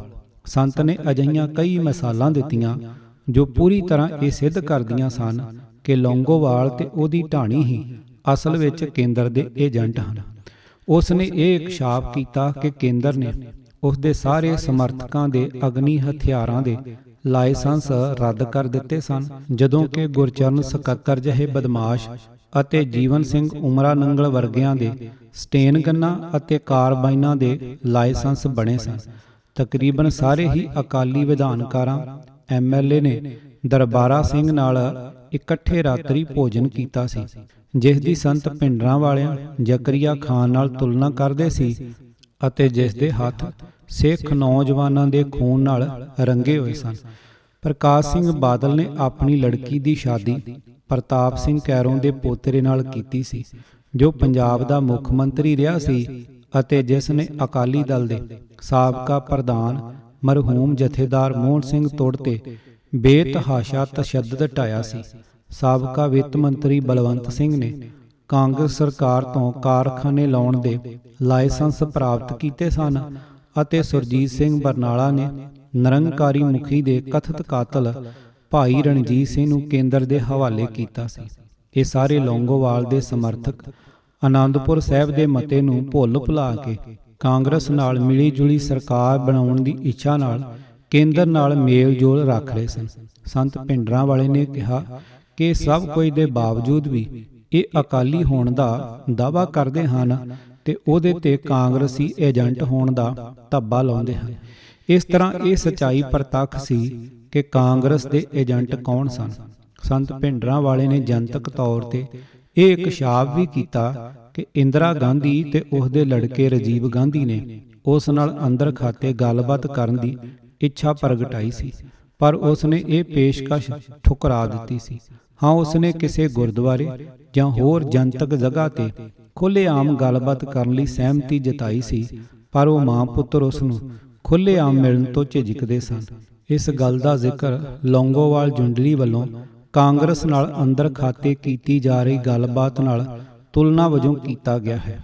ਸਰਕਾਰ ਵੱਲੋਂ ਉਸ ਤੇ ਅੱਤਵਾਦੀ ਤੇ ਵੱਖਵਾਦੀ ਹੋਣ ਦੇ ਲਾਏ ਜਾਂਦੇ ਦੋਸ਼ਾਂ ਸੰਬੰਧੀ ਉਹ ਕਿਹਾ ਕਰਦਾ ਸੀ ਕਿ ਮੈਂ ਸਿੱਖਾਂ ਨੂੰ ਅੰਮ੍ਰਿਤਧਾਰੀ ਹੋਣ ਲਈ ਪ੍ਰੇਰਦਾ ਹਾਂ, ਮੈਂ ਉਹਨਾਂ ਨੂੰ ਸਾਰੇ ਨਸ਼ੇ ਛੱਡਣ ਦੀ ਨਸੀਹਤ ਦਿੰਦਾ ਹਾਂ, ਮੈਂ ਉਹਨਾਂ ਨੂੰ ਕਿਸੇ ਵੀ ਨਿਰਦੋਸ਼ ਦਾ ਨੁਕਸਾਨ ਨਾ ਕਰਨ ਲਈ ਕਹਿੰਦਾ ਹਾਂ, ਮੈਂ ਉਹਨਾਂ ਨੂੰ ਗੁਰੂ ਗੋਬਿੰਦ ਸਿੰਘ ਦੇ ਮਾਰਗ ਤੇ ਚੱਲਦਿਆਂ ਪਾਪੀਆਂ ਤੋਂ ਬਦਲਾ ਲੈਣ ਲਈ ਕਹਿੰਦਾ ਹਾਂ। ਸੰਖੇਪ ਵਿੱਚ ਮੈਂ ਉਹਨਾਂ ਨੂੰ ਸੱਚੇ ਸਿੱਖ ਬਣਨ ਦੀ ਸਲਾਹ ਦਿੰਦਾ ਹਾਂ। ਇਵੇਂ ਹੀ ਮੈਂ ਹਰ ਹਿੰਦੂ ਨੂੰ ਸੱਚਾ ਹਿੰਦੂ ਅਤੇ ਮੁਸਲਮਾਨ ਨੂੰ ਸੱਚਾ ਮੁਸਲਮਾਨ ਬਣਨ ਲਈ ਮਸ਼ਵਰਾ ਦਿੰਦਾ ਹਾਂ। ਜੇ ਇਹ ਸਾਰਾ ਕੁਝ ਕਰਨ ਤੇ ਮੈਨੂੰ ਅੱਤਵਾਦੀ ਕਿਹਾ ਜਾਂਦਾ ਹੈ ਤਾਂ ਮੈਂ ਫਖਰ ਨਾਲ ਅੱਤਵਾਦੀ ਕਹਾਉਣਾ ਚਾਹਾਂਗਾ। ਸੰਤ ਭਿੰਡਰਾਂਵਾਲੇ ਵਿਰੁੱਧ ਲਾਇਆ ਜਾਣ ਵਾਲਾ ਇੱਕ ਹੋਰ ਦੋਸ਼ ਇਹ ਸੀ ਕਿ ਉਹ ਖਾਲਿਸਤਾਨੀ ਹੈ, ਇਸ ਲਈ ਉਹ ਵੱਖਵਾਦੀ ਹੈ। ਉਹ ਪੱਤਰਕਾਰਾਂ ਵੱਲੋਂ ਸਵਾਲ ਕਰਨ ਤੇ ਕਹਿੰਦਾ ਕਿ ਮੈਂ ਕਦੇ ਵੀ ਖਾਲਿਸਤਾਨ ਦੀ ਮੰਗ ਨਹੀਂ ਕੀਤੀ, ਪਰ ਜੇ ਕੇਂਦਰ ਆਪਣੀ ਇੱਛਾ ਨਾਲ ਸਾਨੂੰ ਖਾਲਿਸਤਾਨ ਦੀ ਪੇਸ਼ਕਸ਼ ਕਰਦਾ ਹੈ ਤਾਂ ਮੈਂ ਨਾ ਨਹੀਂ ਕਰਾਂਗਾ। ਪਰੰਤੂ 3 ਜੂਨ 1984 ਨੂੰ ਜਦੋਂ ਦਰਬਾਰ ਸਾਹਿਬ ਸਮੂਹ ਭਾਰਤੀ ਫੌਜ ਦੇ ਘੇਰੇ ਅਧੀਨ ਸੀ ਅਤੇ ਕਿਸੇ ਸਮੇਂ ਵੀ ਵਹਿਸ਼ੀਆਨਾ ਹਮਲਾ ਹੋਣ ਦੀ ਸੰਭਾਵਨਾ ਸੀ ਤਾਂ ਸੰਤ ਭਿੰਡਰਾਂਵਾਲੇ ਨੇ ਸਪਸ਼ਟ ਰੂਪ ਵਿੱਚ ਇਹ ਕਹਿ ਦਿੱਤਾ ਕਿ ਹੁਣ ਅਸੀਂ ਭਾਰਤ ਵਿੱਚ ਨਹੀਂ ਰਹਿ ਸਕਦੇ, ਸਾਨੂੰ ਵੱਖਰਾ ਘਰ ਚਾਹੀਦਾ ਹੈ। ਪਹਿਲਾਂ ਵੀ ਉਹ ਜ਼ਾਹਰਾ ਰੂਪ ਵਿੱਚ ਅਤੇ ਬਾਰ-ਬਾਰ ਇਹ ਗੱਲ ਦੁਹਰਾਉਂਦੇ ਸੀ ਕਿ ਜਿਸ ਦਿਨ ਭਾਰਤੀ ਫੌਜ ਨੇ ਦਰਬਾਰ ਸਾਹਿਬ ਅਤੇ ਅਕਾਲ ਤਖਤ ਤੇ ਹਮਲਾ ਕੀਤਾ ਉਸ ਦਿਨ ਖਾਲਿਸਤਾਨ ਦੀ ਨੀਂਹ ਰੱਖੀ ਜਾਵੇਗੀ। ਬਦਕਿਸਮਤੀ ਨਾਲ ਉਸ ਦੀਆਂ ਚੇਤਾਵਨੀਆਂ ਤੋਂ ਘੁਮੰਡੀ ਇੰਦਰਾ ਗਾਂਧੀ ਅਤੇ ਹੋਰ ਹਿੰਦੂ ਲੀਡਰਾਂ ਦੇ ਕੰਨ ਤੇ ਜੂੰ ਨਾ ਸਰਕੀ। ਇਹ ਇੱਕ ਦੁਖਾਂਤ ਹੈ ਕਿ ਕੁਝ ਫਿਰਕੂ ਹਿੰਦੂਆਂ ਵੱਲੋਂ ਸਥਾਪਿਤ ਤੇ ਉਹਨਾਂ ਦੀ ਅਗਵਾਈ ਹੇਠਲੀ ਵਿਰੋਧੀ ਧਿਰ ਦੀ ਹਰੇਕ ਜਥੇਬੰਦੀ ਨੇ ਸਰਬਸੰਮਤੀ ਨਾਲ ਇੰਦਰਾ ਗਾਂਧੀ ਨੂੰ ਸੰਤ ਭਿੰਡਰਾਂਵਾਲੇ ਦੀ ਅਗਵਾਈ ਹੇਠਲੇ ਸਿੱਖਾਂ ਵਿਰੁੱਧ ਫੌਜੀ ਕਾਰਵਾਈ ਕਰਨ ਲਈ ਸਲਾਹਾਂ ਅਤੇ ਸਮਰਥਨ ਦਿੱਤਾ। ਲੌਂਗੋਵਾਲ ਇਹ ਡੀਂਗਾ ਮਾਰਦਾ ਸੀ ਕਿ ਅਕਾਲੀ ਦਲ ਸ਼ਹੀਦਾਂ ਦੀ ਜਥੇਬੰਦੀ ਹੈ ਅਤੇ ਐਵੇਂ ਉਹ ਸ਼ੇਖੀ ਜਤਾਉਂਦਾ ਕਿ ਉਹ ਇਸ ਸ਼ਾਨਾਮਤੀ ਜਥੇਬੰਦੀ ਦਾ ਪ੍ਰਧਾਨ ਹੈ। ਇਹ ਸੱਚ ਹੈ ਕਿ ਅਕਾਲੀ ਦਲ ਸ਼ਹੀਦਾਂ ਦੇ ਖੂਨ ਨਾਲ ਸਿਰਜਿਆ ਅਤੇ ਪ੍ਰਫੁੱਲਤ ਕੀਤਾ ਗਿਆ ਹੈ, ਪਰ ਇਹ ਵੱਡੀ ਬਦਕਿਸਮਤੀ ਹੈ ਕਿ ਲੌਂਗੋਵਾਲ ਵਰਗਾ ਕਾਇਰ ਅਤੇ ਮਕਾਰ ਵਿਅਕਤੀ ਇਸ ਦਾ ਪ੍ਰਧਾਨ ਬਣ ਗਿਆ।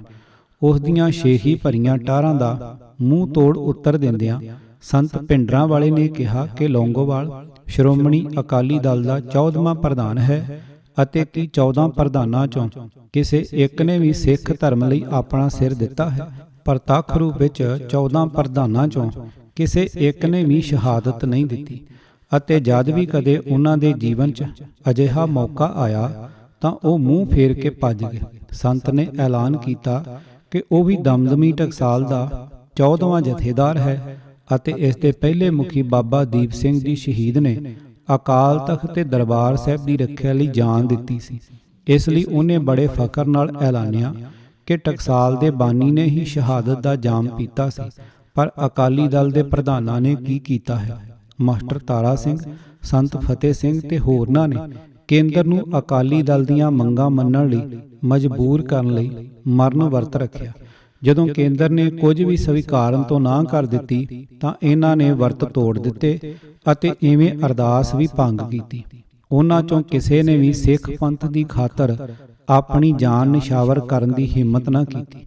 ਸੰਤ ਚੰਨਣ ਸਿੰਘ, ਜੀਵਨ ਸਿੰਘ ਉਮਰਾ ਨੰਗਲ ਅਤੇ ਕੁਝ ਹੋਰ ਅਕਾਲੀ ਨੇਤਾਵਾਂ ਨੇ ਉਹਨਾਂ ਦੀਆਂ ਮੰਗਾਂ ਨਾ ਮੰਨੇ ਜਾਣ ਦੀ ਸੂਰਤ ਵਿੱਚ ਜਿਉਂਦੇ ਸੜ ਮਰਨ ਦੀ ਸਹੁੰ ਖਾਧੀ। ਉਹਨਾਂ ਇਸ ਮਕਸਦ ਲਈ ਅਕਾਲ ਤਖਤ ਦੀ ਛੱਤ ਤੇ ਹਵਨ ਕੁੰਡ ਤੱਕ ਬਣਾ ਲਏ, ਪਰ ਜਦੋਂ ਕੇਂਦਰ ਨੇ ਉਹਨਾਂ ਨੂੰ ਖੁਸ਼ ਕਰਨੋਂ ਇਨਕਾਰ ਕਰ ਦਿੱਤਾ ਤਾਂ ਉਹ ਹਵਨ ਕੁੰਡਾਂ ਚੋਂ ਬੇਸ਼ਰਮੀ ਨਾਲ ਬਾਹਰ ਨਿਕਲ ਆਏ। ਇਹ ਹੈ ਲੌਂਗੋਵਾਲ ਦਾ ਸ਼ੇਖੀ ਭਰਿਆ ਦਾਅਵਾ ਕਿ ਉਸ ਨੇ ਸ਼ਹੀਦਾਂ ਦੀ ਜਥੇਬੰਦੀ ਦੀ ਅਗਵਾਈ ਕੀਤੀ ਹੈ। ਸੰਤ ਭਿੰਡਰਾਂਵਾਲੇ ਦੇ ਇਹਨਾਂ ਤਾਨਿਆਂ ਤੋਂ ਬੁਖਲਾਏ ਲੌਂਗੋਵਾਲ ਨੇ ਅਕਾਲੀ ਮੋਰਚੇ ਦੌਰਾਨ ਹੀ ਮਰ ਜੀਵੜਿਆਂ ਦੀ ਫੌਜ ਖੜੀ ਕਰਨ ਦੀ ਤਜਵੀਜ਼ ਸੋਚੀ। ਇਸ ਤੇ ਵੀ ਸੰਤ ਭਿੰਡਰਾਂਵਾਲਾ ਪਹਿਲਾ ਵਿਅਕਤੀ ਸੀ ਜਿਸ ਨੇ ਅਕਾਲ ਤਖਤ ਤੇ ਇਹ ਸਹੁੰ ਖਾਧੀ। ਲੌਂਗੋਵਾਲ, ਬਲਵੰਤ ਸਿੰਘ ਬਰਨਾਲਾ ਅਤੇ ਹੋਰ ਅਕਾਲੀ ਨੇਤਾਵਾਂ ਅਤੇ 1 ਲੱਖ ਤੋਂ ਵੱਧ ਅਕਾਲੀ ਵਰਕਰਾਂ ਨੇ ਵੀ 13 ਅਪ੍ਰੈਲ 1983 ਤੋਂ ਮਈ 1983 ਦਰਮਿਆਨ ਅਜਿਹੀ ਸਹੁੰ ਚੁੱਕੀ। ਉਹਨਾਂ ਇਹ ਪ੍ਰਤੱਗਿਆ ਕੀਤੀ ਅਤੇ ਸਹੁੰ ਖਾਧੀ ਕਿ ਉਹ ਸਿੱਖ ਪੰਥ ਦੇ ਕਾਜ ਲਈ ਅਤੇ ਫੌਜ ਵੱਲੋਂ ਦਰਬਾਰ ਸਾਹਿਬ ਤੇ ਹਮਲੇ ਦੀ ਸੂਰਤ ਵਿੱਚ ਇਸ ਦੀ ਰਾਖੀ ਲਈ ਜਾਨਾਂ ਵਾਰ ਦੇਣਗੇ। ਇੱਥੇ ਇਹ ਉਲੇਖ ਕਰਨਾ ਵੀ ਉਚਿਤ ਹੈ ਕਿ ਲੌਂਗੋਵਾਲ, ਸੁਰਜੀਤ ਸਿੰਘ ਬਰਨਾਲਾ, ਬਲਵੰਤ ਸਿੰਘ ਸਾਬਕਾ ਮੰਤਰੀ, ਗੁਰਚਰਨ ਸਿੰਘ ਟੌੜਾ, ਬਲਵੰਤ ਸਿੰਘ ਰਾਮੂਵਾਲੀਆ, ਪ੍ਰਕਾਸ਼ ਸਿੰਘ ਬਾਦਲ ਅਤੇ ਹੋਰਨਾਂ ਨੇ ਬਾਰ-ਬਾਰ ਮੰਜੀ ਸਾਹਿਬ ਸਟੇਜ ਤੋਂ ਇਹ ਐਲਾਨ ਕੀਤਾ ਕਿ ਜੇ ਕਦੇ ਕੇਂਦਰ ਨੇ ਦਰਬਾਰ ਸਾਹਿਬ ਤੇ ਫੌਜੀ ਹਮਲਾ ਕੀਤਾ ਤਾਂ ਫੌਜ ਨੂੰ ਸਾਡੀਆਂ ਲਾਸ਼ਾਂ ਤੋਂ ਲੰਘਣਾ ਪਵੇਗਾ। ਉਹਨਾਂ ਇਹ ਸਹੁੰ ਦਰਬਾਰ ਸਾਹਿਬ ਤੇ ਅਕਾਲ ਤਖਤ ਦੀ ਹਦੂਦ ਅੰਦਰ ਮੰਜੀ ਸਾਹਿਬ ਵਿਖੇ ਗੁਰੂ ਗ੍ਰੰਥ ਸਾਹਿਬ ਦੀ ਹਾਜ਼ਰੀ 'ਚ ਚੁੱਕੀ। ਪਰ ਜਦੋਂ ਫੌਜ ਨੇ ਸੱਚ ਹੀ ਜੂਨ 1984 'ਚ ਦਰਬਾਰ ਸਾਹਿਬ ਤੇ ਹਮਲਾ ਕੀਤਾ ਤਾਂ ਸੁਰਜੀਤ ਸਿੰਘ ਬਰਨਾਲਾ, ਰਵਿੰਦਰ ਸਿੰਘ, ਪ੍ਰਕਾਸ਼ ਸਿੰਘ ਬਾਦਲ, ਬਲਵੰਤ ਸਿੰਘ ਹੋਰਾਂ ਵਰਗੇ ਠੱਗਾਂ ਤੇ ਕਾਇਰਾਂ ਨੇ ਖੁਦ ਨੂੰ ਆਪਣੇ 에ਅਰ ਕੰਡੀਸ਼ਨਰ ਘਰਾਂ ਵਿੱਚ ਮਹਿਦੂਦ ਕਰ ਲਿਆ। ਲੌਂਗੋਵਾਲ, ਟੌੜਾ, ਰਾਮੂਵਾਲੀਆ ਤੇ ਕੁਝ ਹੋਰ ਜੋ ਦਰਬਾਰ ਸਾਹਿਬ ਸਮੂਹ ਅੰਦਰ ਹਾਜ਼ਰ ਸਨ, ਆਪਣੀਆਂ ਜਾਨਾਂ ਬਚਾਉਣ ਲਈ ਸ਼੍ਰੋਮਣੀ ਗੁਰਦੁਆਰਾ ਪ੍ਰਬੰਧਕ ਕਮੇਟੀ ਦੇ ਦਫ਼ਤਰ ਵਿੱਚ ਸਿਮਟ ਗਏ ਅਤੇ ਹੱਥ ਖੜੇ ਕਰਕੇ ਫੌਜ ਕੋਲ ਆਤਮ ਸਮਰਪਣ ਕਰ ਦਿੱਤਾ। ਇਹ ਕੇਵਲ ਜਾਂਬਾਜ਼ ਰਾਖਾ ਸੰਤ ਜਰਨੈਲ ਸਿੰਘ ਭਿੰਡਰਾਂਵਾਲਾ ਹੀ ਸੀ ਜੋ ਆਪਣੇ ਭਰੋਸੇਯੋਗ ਸਾਥੀਆਂ ਸਮੇਤ ਆਪਣੇ ਧਰਮ ਅਤੇ ਧਰਮ ਅਸਥਾਨਾਂ ਦੀ ਰਾਖੀ ਲਈ ਭਾਰਤੀ ਫੌਜ ਨਾਲ ਨਿਧੜਕ ਹੌਸਲੇ ਅਤੇ ਬੇਮਿਸਾਲ ਸੂਰਮਗਤੀ ਨਾਲ ਲੜੇ। ਇਹ ਬੜਾ ਵਿਅੰਗਾਤਮਕ ਹੈ ਕਿ ਡਰਪੋਕ ਅਤੇ ਬੇਹਯਾ ਗਦਾਰ ਲੌਂਗੋਵਾਲ, ਜੋ ਕਦੇ ਇਹ ਡਿੰਗਾ ਮਾਰਦਾ ਸੀ ਕਿ ਫੌਜ ਉਹਨਾਂ ਦੀਆਂ ਲਾਸ਼ਾਂ ਤੋਂ ਗੁਜ਼ਰੇਗੀ, ਖੁਦ ਬਹਾਦਰ ਸਿੱਖਾਂ ਦੀਆਂ ਲਾਸ਼ਾਂ ਉੱਪਰੋਂ ਲੰਘਿਆ। ਸੰਤ ਭਿੰਡਰਾਂਵਾਲੇ ਦੀ ਸਿੱਖ ਹੋਮਲੈਂਡ ਦੀ ਅਭਿਲਾਸ਼ਾ, ਮੀਰੀ ਪੀਰੀ ਦਾ ਸੰਕਲਪ ਅਤੇ ਖਾਲਸੇ ਦੀ ਸਿਰਜਣਾ ਮੂਲ ਰੂਪ ਵਿੱਚ ਸਿੱਖ ਧਰਮ ਅਤੇ ਸਿੱਖ ਕੌਮ ਦੀ ਪ੍ਰਤਿਭਾ ਦਾ ਸੁਨੇਹਾ ਹੀ ਦਿੰਦੇ ਹਨ। ਇਹ ਖਾਲਸਾ ਫਲਸਫੇ ਦਾ ਤੱਤਸਾਰ ਹੈ। ਗੁਰੂ ਗੋਬਿੰਦ ਸਿੰਘ ਨੇ ਬੜੀ ਸਖਤੀ ਨਾਲ ਇਸ ਨਿਸ਼ਾਨੇ ਦੀ ਪ੍ਰਾਪਤੀ ਲਈ ਸੰਘਰਸ਼ ਕੀਤਾ ਅਤੇ ਅਖੀਰ ਮਿਸਲ ਰਾਜ ਦੀ ਸਥਾਪਤੀ ਲਈ ਰਾਹ ਪੱਧਰਾ ਹੋਇਆ ਅਤੇ ਮਗਰੋਂ ਮਹਾਰਾਜਾ ਰਣਜੀਤ ਸਿੰਘ ਦੀ ਅਗਵਾਈ ਹੇਠ ਖਾਲਸਾ ਫੌਜ ਵੱਲੋਂ ਸਿੱਖ ਸਲਤਨਤ ਦੀ ਸਥਾਪਤੀ ਨਾਲ ਇਹ ਮਿਸ਼ਨ ਬੁਲੰਦੀ ਤੇ ਪਹੁੰਚਿਆ। ਇਸ ਤਰ੍ਹਾਂ ਖਾਲਸਾ ਫਲਸਫੇ ਦੇ ਵਿਸ਼ੇਸ਼ ਗੁਣ ਖਾਲਸੇ ਨੂੰ ਪ੍ਰਭੂ ਸੱਤਾ ਦੀ ਖਾਤਰ ਲੜਨ ਲਈ ਪਾਬੰਦ ਕਰਦੇ ਹਨ। ਜਦੋਂ ਤੱਕ ਖਾਲਸੇ ਦੀ ਅਸਲ ਭਾਵਨਾ ਜ਼ਿੰਦਾ ਹੈ, ਇਹ ਲਾਜ਼ਮੀ ਗੁਣ ਵੀ ਜ਼ਿੰਦਾ ਰਹਿਣਗੇ।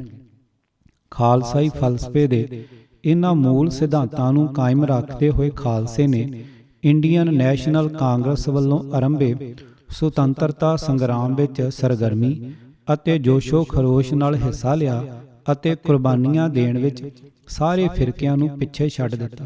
ਹਰ ਹਾਲਤ ਵਿੱਚ ਇਹ ਇੱਕ ਦੁਖਾਂਤ ਹੈ ਕਿ ਜਦੋਂ ਭਾਰਤ ਨੇ ਆਜ਼ਾਦੀ ਪ੍ਰਾਪਤ ਕਰ ਲਈ ਤਾਂ ਕਾਂਗਰਸ ਨੇ ਖਾਲਸਾ ਪੰਥ ਨਾਲ ਆਜ਼ਾਦੀ ਤੋਂ ਪਹਿਲਾਂ ਕੀਤੇ ਵਾਅਦੇ ਮੁਤਾਬਕ ਦੇਸ਼ ਵਿੱਚ ਉਹਨਾਂ ਨੂੰ ਵਿਸ਼ੇਸ਼ ਖਿੱਤਾ ਨਾ ਦੇ ਕੇ ਵਿਸ਼ਵਾਸਘਾਤ ਕੀਤਾ।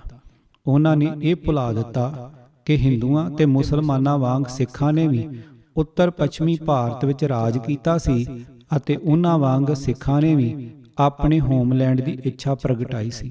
ਸਿੱਖ ਆਪਣਾ ਪਿਆਰਾ ਹੋਮਲੈਂਡ ਪ੍ਰਾਪਤ ਕਰਨ ਵਿੱਚ ਅਸਫਲ ਕਿਉਂ ਹੋਏ, ਇਸ ਦੇ ਮੁੱਖ ਰੂਪ ਵਿੱਚ ਦੋ ਕਾਰਨ ਸਨ। ਇੱਕ ਸਿੱਖ ਨੇਤਾ ਮਾਸਟਰ ਤਾਰਾ ਸਿੰਘ, ਬਲਦੇਵ ਸਿੰਘ ਅਤੇ ਮਧੂਸੂਦਨ ਸਿੰਘ ਰਾਜਸੀ ਦੂਰਦ੍ਰਿਸ਼ਟੀ ਅਤੇ ਸਿਆਣਪ ਤੋਂ ਸਖਣੇ ਸਨ। ਉਹ ਮੋਹਨਦਾਸ ਕਰਮਚੰਦ ਗਾਂਧੀ ਅਤੇ ਜਵਾਹਰ ਲਾਲ ਨਹਿਰੂ ਆਦਿ ਹਿੰਦੂ ਕਾਂਗਰਸੀ ਨੇਤਾਵਾਂ ਦੇ ਕਪਟ ਨੂੰ ਬੁੱਝ ਨਾ ਸਕੇ, ਜਿਹੜੇ ਉਹਨਾਂ ਨੂੰ ਲਗਾਤਾਰ ਝੂਠੇ ਵਾਅਦਿਆਂ ਨਾਲ ਭਰਮਾਉਂਦੇ ਰਹੇ। ਦੋ ਉਪਰੋਕਤ ਕਾਂਗਰਸੀ ਨੇਤਾਵਾਂ ਨੇ ਇੱਕ ਚੰਗੀ ਤਰ੍ਹਾਂ ਸੋਚੀ ਸਮਝੀ ਗੁਪਤ ਸਾਜ਼ਿਸ਼ ਅਧੀਨ ਉਹਨਾਂ ਨਾਲ ਧੋਖਾ ਅਤੇ ਵਿਸ਼ਵਾਸਘਾਤ ਕੀਤਾ, ਪਰ ਧੁੰਦਲੀ ਮਾਨਸਿਕਤਾ ਵਾਲੇ ਸਿੱਖ ਨੇਤਾ ਉਹਨਾਂ ਦੀ ਵਿਉਂਤ ਦੀ ਕਨਸੋਲ ਲੈਣ ਵਿੱਚ ਅਸਫਲ ਰਹੇ। ਭਾਵੇਂ ਕਿ ਬ੍ਰਿਟਿਸ਼ ਸਰਕਾਰ ਨੇ ਕਾਂਗਰਸੀ ਨੇਤਾਵਾਂ ਵੱਲੋਂ ਉਹਨਾਂ ਨਾਲ ਖੇਡੀ ਜਾ ਰਹੀ ਕੋਝੀ ਚਾਲ ਬਾਰੇ ਬਾਰ-ਬਾਰ ਉਹਨਾਂ ਨੂੰ ਚੇਤੰਨ ਕੀਤਾ। ਰੁਕਾਵਟ ਪਾਉਣ ਦੀ ਰੁਚੀ ਰੱਖਣ ਵਾਲੇ ਸਿੱਖ ਆਗੂਆਂ ਨੂੰ ਲਾਰਿਆਂ ਨਾਲ ਚੰਗੀ ਤਰ੍ਹਾਂ ਮਸਤ ਕਰਨ ਲਈ ਕਾਂਗਰਸ ਨੇ ਪਹਿਲਾਂ 1929 ਦੇ ਆਪਣੇ ਸਾਲਾਨਾ ਲਾਹੌਰ ਸੈਸ਼ਨ ਵਿੱਚ ਇੱਕ ਮਤਾ ਪਾਸ ਕਰਕੇ ਯਕੀਨ ਦਹਾਨੀ ਕਰਾਈ ਕਿ ਭਾਰਤ ਦੀ ਆਜ਼ਾਦੀ ਉਪਰੰਤ ਬਹੁ ਗਿਣਤੀ ਵੱਲੋਂ ਕੋਈ ਵੀ ਅਜਿਹਾ ਸੰਵਿਧਾਨ ਨਹੀਂ ਘੜਿਆ ਜਾਵੇਗਾ ਜੋ ਸਿੱਖਾਂ ਨੂੰ ਸਪਸ਼ਟ ਤੌਰ ਤੇ ਸਵੀਕਾਰ ਨਾ ਹੋਵੇ।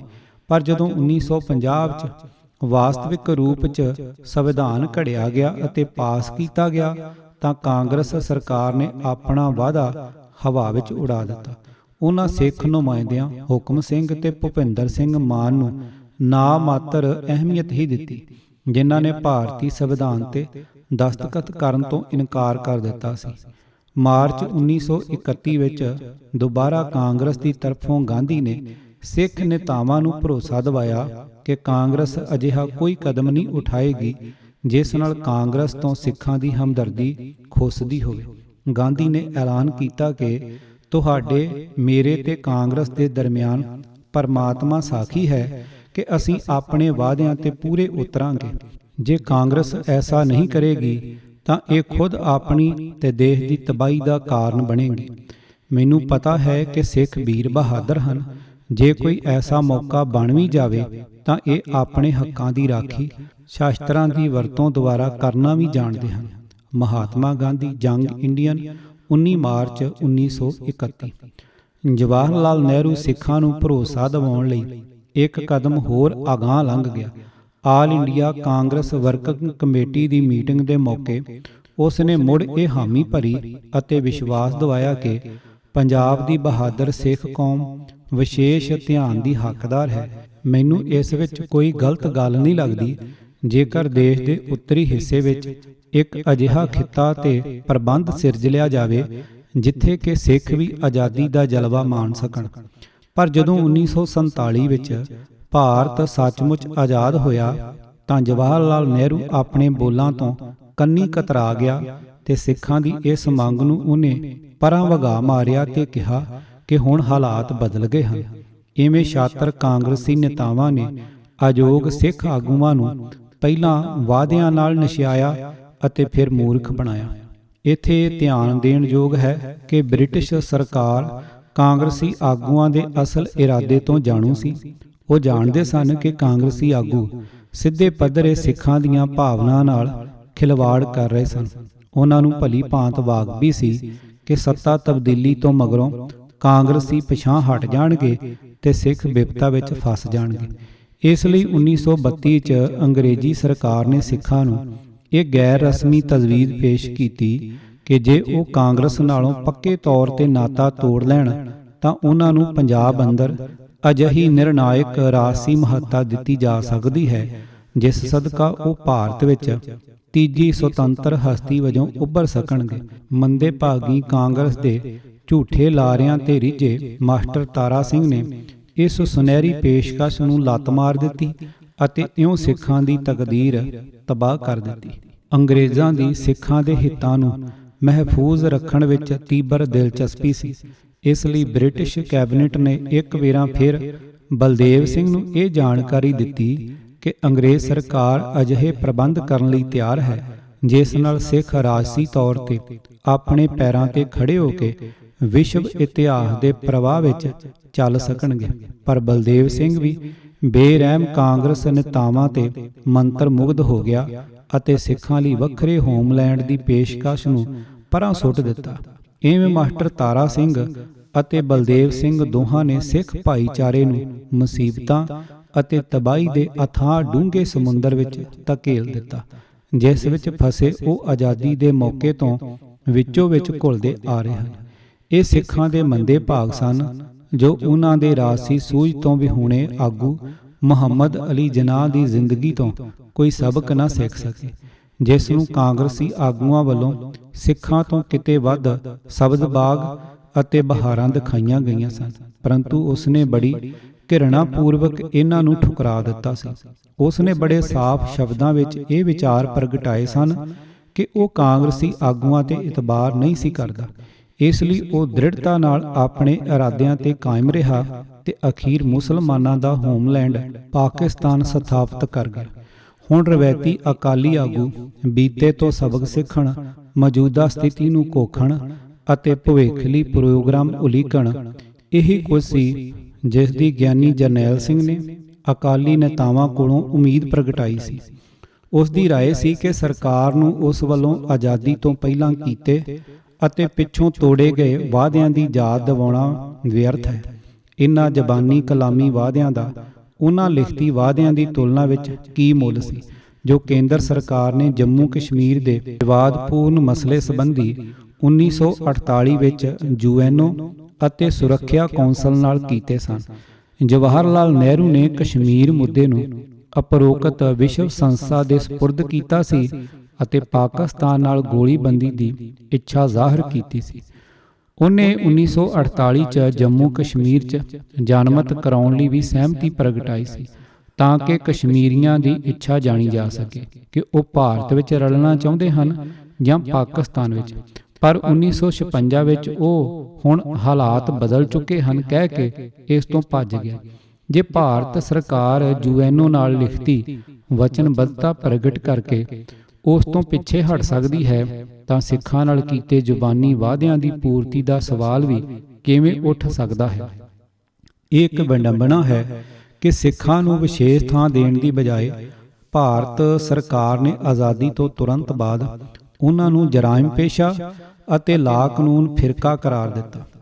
ਭਾਰਤ ਸਰਕਾਰ ਨੇ 1947 ਵਿੱਚ ਪੰਜਾਬ ਸਰਕਾਰ ਦੇ ਸਾਰੇ ਡਿਪਟੀ ਕਮਿਸ਼ਨਰਾਂ ਨੂੰ ਇੱਕ ਖੁਫੀਆ ਗਸ਼ਤੀ ਪੱਤਰ ਜਾਰੀ ਕੀਤਾ, ਜਿਸ ਵਿੱਚ ਸਪਸ਼ਟ ਆਦੇਸ਼ ਸਨ ਕਿ ਬਤੌਰ ਭਾਈਚਾਰਾ ਸਿੱਖ ਜਰਾਇਮ ਪੇਸ਼ਾ ਲੋਕ ਹਨ ਅਤੇ ਸੂਬੇ ਵਿਚਲੇ ਅਮਨ ਪਸੰਦ ਹਿੰਦੂਆਂ ਲਈ ਖਤਰਾ ਹਨ। ਡਿਪਟੀ ਕਮਿਸ਼ਨਰ ਇਹਨਾਂ ਵਿਰੁੱਧ ਵਿਸ਼ੇਸ਼ ਕਾਰਵਾਈ ਕਰਨ। ਇਹੀ ਉਹ ਇਨਾਮ ਸੀ ਜੋ ਕਾਂਗਰਸ ਸਰਕਾਰ ਨੇ ਸੁਤੰਤਰਤਾ ਸੰਗਰਾਮ ਦੌਰਾਨ ਕੀਤੀਆਂ ਕੁਰਬਾਨੀਆਂ ਬਦਲੇ ਬਹਾਦਰ ਸਿੱਖਾਂ ਨੂੰ ਦਿੱਤਾ। ਮੁਗਲ ਬਾਦਸ਼ਾਹ ਵੀ ਇੰਨ ਬਿਨ ਐਵੇਂ ਹੀ ਸਿੱਖਾਂ ਨੂੰ ਜਰਾਇਮ ਪੇਸ਼ਾ ਭਾਈਚਾਰਾ ਕਿਹਾ ਸੀ ਅਤੇ ਇਸ ਲਈ ਸਿੱਖਾਂ ਵਿਰੁੱਧ ਦਮਨਕਾਰੀ ਢੰਗ ਅਪਣਾਏ ਸਨ ਅਤੇ ਇਨ੍ਹਾਂ ਜ਼ੁਲਮਾਂ ਵਿਰੁੱਧ ਹੀ ਜੁਝਾਰੂ ਸਿੱਖ ਗੁਰੂਆਂ ਨੇ ਹਥਿਆਰ ਉਠਾਏ ਸਨ ਅਤੇ ਚੁਣੌਤੀ ਦਾ ਬਹਾਦਰੀ ਨਾਲ ਟਾਕਰਾ ਕੀਤਾ ਸੀ। ਇਹ ਖਾਲਸੇ ਦੀ ਪੁਰਾਤਨ ਪਰੰਪਰਾ ਹੈ ਕਿ ਉਹ ਜ਼ਾਲਮਾਂ ਨਾਲ ਲੜਦਾ ਹੈ ਅਤੇ ਜ਼ੁਲਮ ਦੇ ਅੱਗੇ ਗੋਡੇ ਨਹੀਂ ਟੇਕਦਾ। ਐਵੇਂ ਹੀ ਜੇ ਕਾਂਗਰਸ ਸਰਕਾਰ ਨੇ ਘਿਰਣਾ ਪੂਰਵਕ ਉਹਨਾਂ ਤੇ ਜਰਾਇਮ ਪੇਸ਼ਾ ਲੋਕ ਹੋਣ ਦਾ ਧੱਬਾ ਲਾ ਕੇ ਉਹਨਾਂ ਤੇ ਜ਼ੁਲਮ ਕੀਤਾ ਹੈ ਤਾਂ ਉਹਨਾਂ ਵੱਲੋਂ ਹਥਿਆਰਾਂ ਦਾ ਮੁਕਾਬਲਾ ਹਥਿਆਰਾਂ ਨਾਲ ਕਰਨਾ ਵਾਜਬ ਹੈ। ਇਸ ਸੰਬੰਧੀ M.K. ਗਾਂਧੀ ਨੇ ਵੀ ਸਿੱਖਾਂ ਨੂੰ ਸਲਾਹ ਦਿੱਤੀ ਸੀ ਕਿ ਜੇਕਰ ਸਰਕਾਰ ਉਹਨਾਂ ਦੀਆਂ ਹੱਕੀ ਮੰਗਾਂ ਨਾ ਮੰਨੇ ਤਾਂ ਉਹ ਕਿਰਪਾਨ ਉਠਾ ਸਕਦੇ ਹਨ। ਜਦੋਂ ਮਧੂਸੂਦਨ ਸਿੰਘ ਨੇ ਗਾਂਧੀ ਨੂੰ ਪੁੱਛਿਆ ਕਿ ਕਾਂਗਰਸ ਵੱਲੋਂ ਵਿਸ਼ਵਾਸਘਾਤ ਕੀਤੇ ਜਾਣ ਦੀ ਸੂਰਤ ਵਿੱਚ ਸਿੱਖ ਕੀ ਕਰਨ, ਤਾਂ ਗਾਂਧੀ ਨੇ ਦ੍ਰਿੜਤਾ ਨਾਲ ਜਵਾਬ ਦਿੱਤਾ ਸੀ ਕਿ ਅਜਿਹਾ ਹੋਣ ਤੇ ਬਹਾਦਰ ਸਿੱਖਾਂ ਨੂੰ ਆਪਣੇ ਹੱਥਾਂ 'ਚ ਕਿਰਪਾਨਾਂ ਉਠਾ ਲੈਣੀਆਂ ਚਾਹੀਦੀਆਂ ਹਨ ਤੇ ਹਥਿਆਰਾਂ ਨਾਲ ਆਪਣੇ ਹੱਕਾਂ ਦੀ ਪਹਿਰੇਦਾਰੀ ਕਰਨੀ ਚਾਹੀਦੀ ਹੈ, ਜੋ ਪੂਰੀ ਤਰ੍ਹਾਂ ਵਾਜਬ ਹੋਵੇਗੀ। ਜੇਕਰ ਗਾਂਧੀ ਜਿਹਾ ਮਹਾਨ ਕਾਂਗਰਸੀ ਨੇਤਾ ਸਿੱਖਾਂ ਵੱਲੋਂ ਆਪਣੇ ਹਿੱਤਾਂ ਦੀ ਰਾਖੀ ਲਈ ਹਥਿਆਰਬੰਦ ਸੰਘਰਸ਼ ਨੂੰ ਜਾਇਜ਼ ਠਹਿਰਾਉਂਦਾ ਹੈ ਤਾਂ ਫਿਰ ਸੰਤ ਭਿੰਡਰਾਂਵਾਲੇ ਨੂੰ ਉਸ ਦੀ ਖਾੜਕੂ ਜੱਦੋ-ਜਹਿਦ ਕਾਰਨ ਦੋਸ਼ ਕਿਉਂ ਦਿੱਤਾ ਜਾਂਦਾ ਹੈ। ਮੀਰੀ ਪੀਰੀ ਦਾ ਸੰਕਲਪ ਅਤੇ ਖਾਲਸੇ ਦਾ ਫਲਸਫਾ ਬਹਾਦਰ ਸਿੱਖਾਂ ਨੂੰ ਆਪਣੇ ਹੱਕਾਂ ਲਈ ਲੜਨ ਅਤੇ ਆਪਣੇ ਹਿੱਤਾਂ ਦੀ ਰਾਖੀ ਕਰਨ ਲਈ ਵਚਨਬੱਧ ਕਰਦਾ ਹੈ।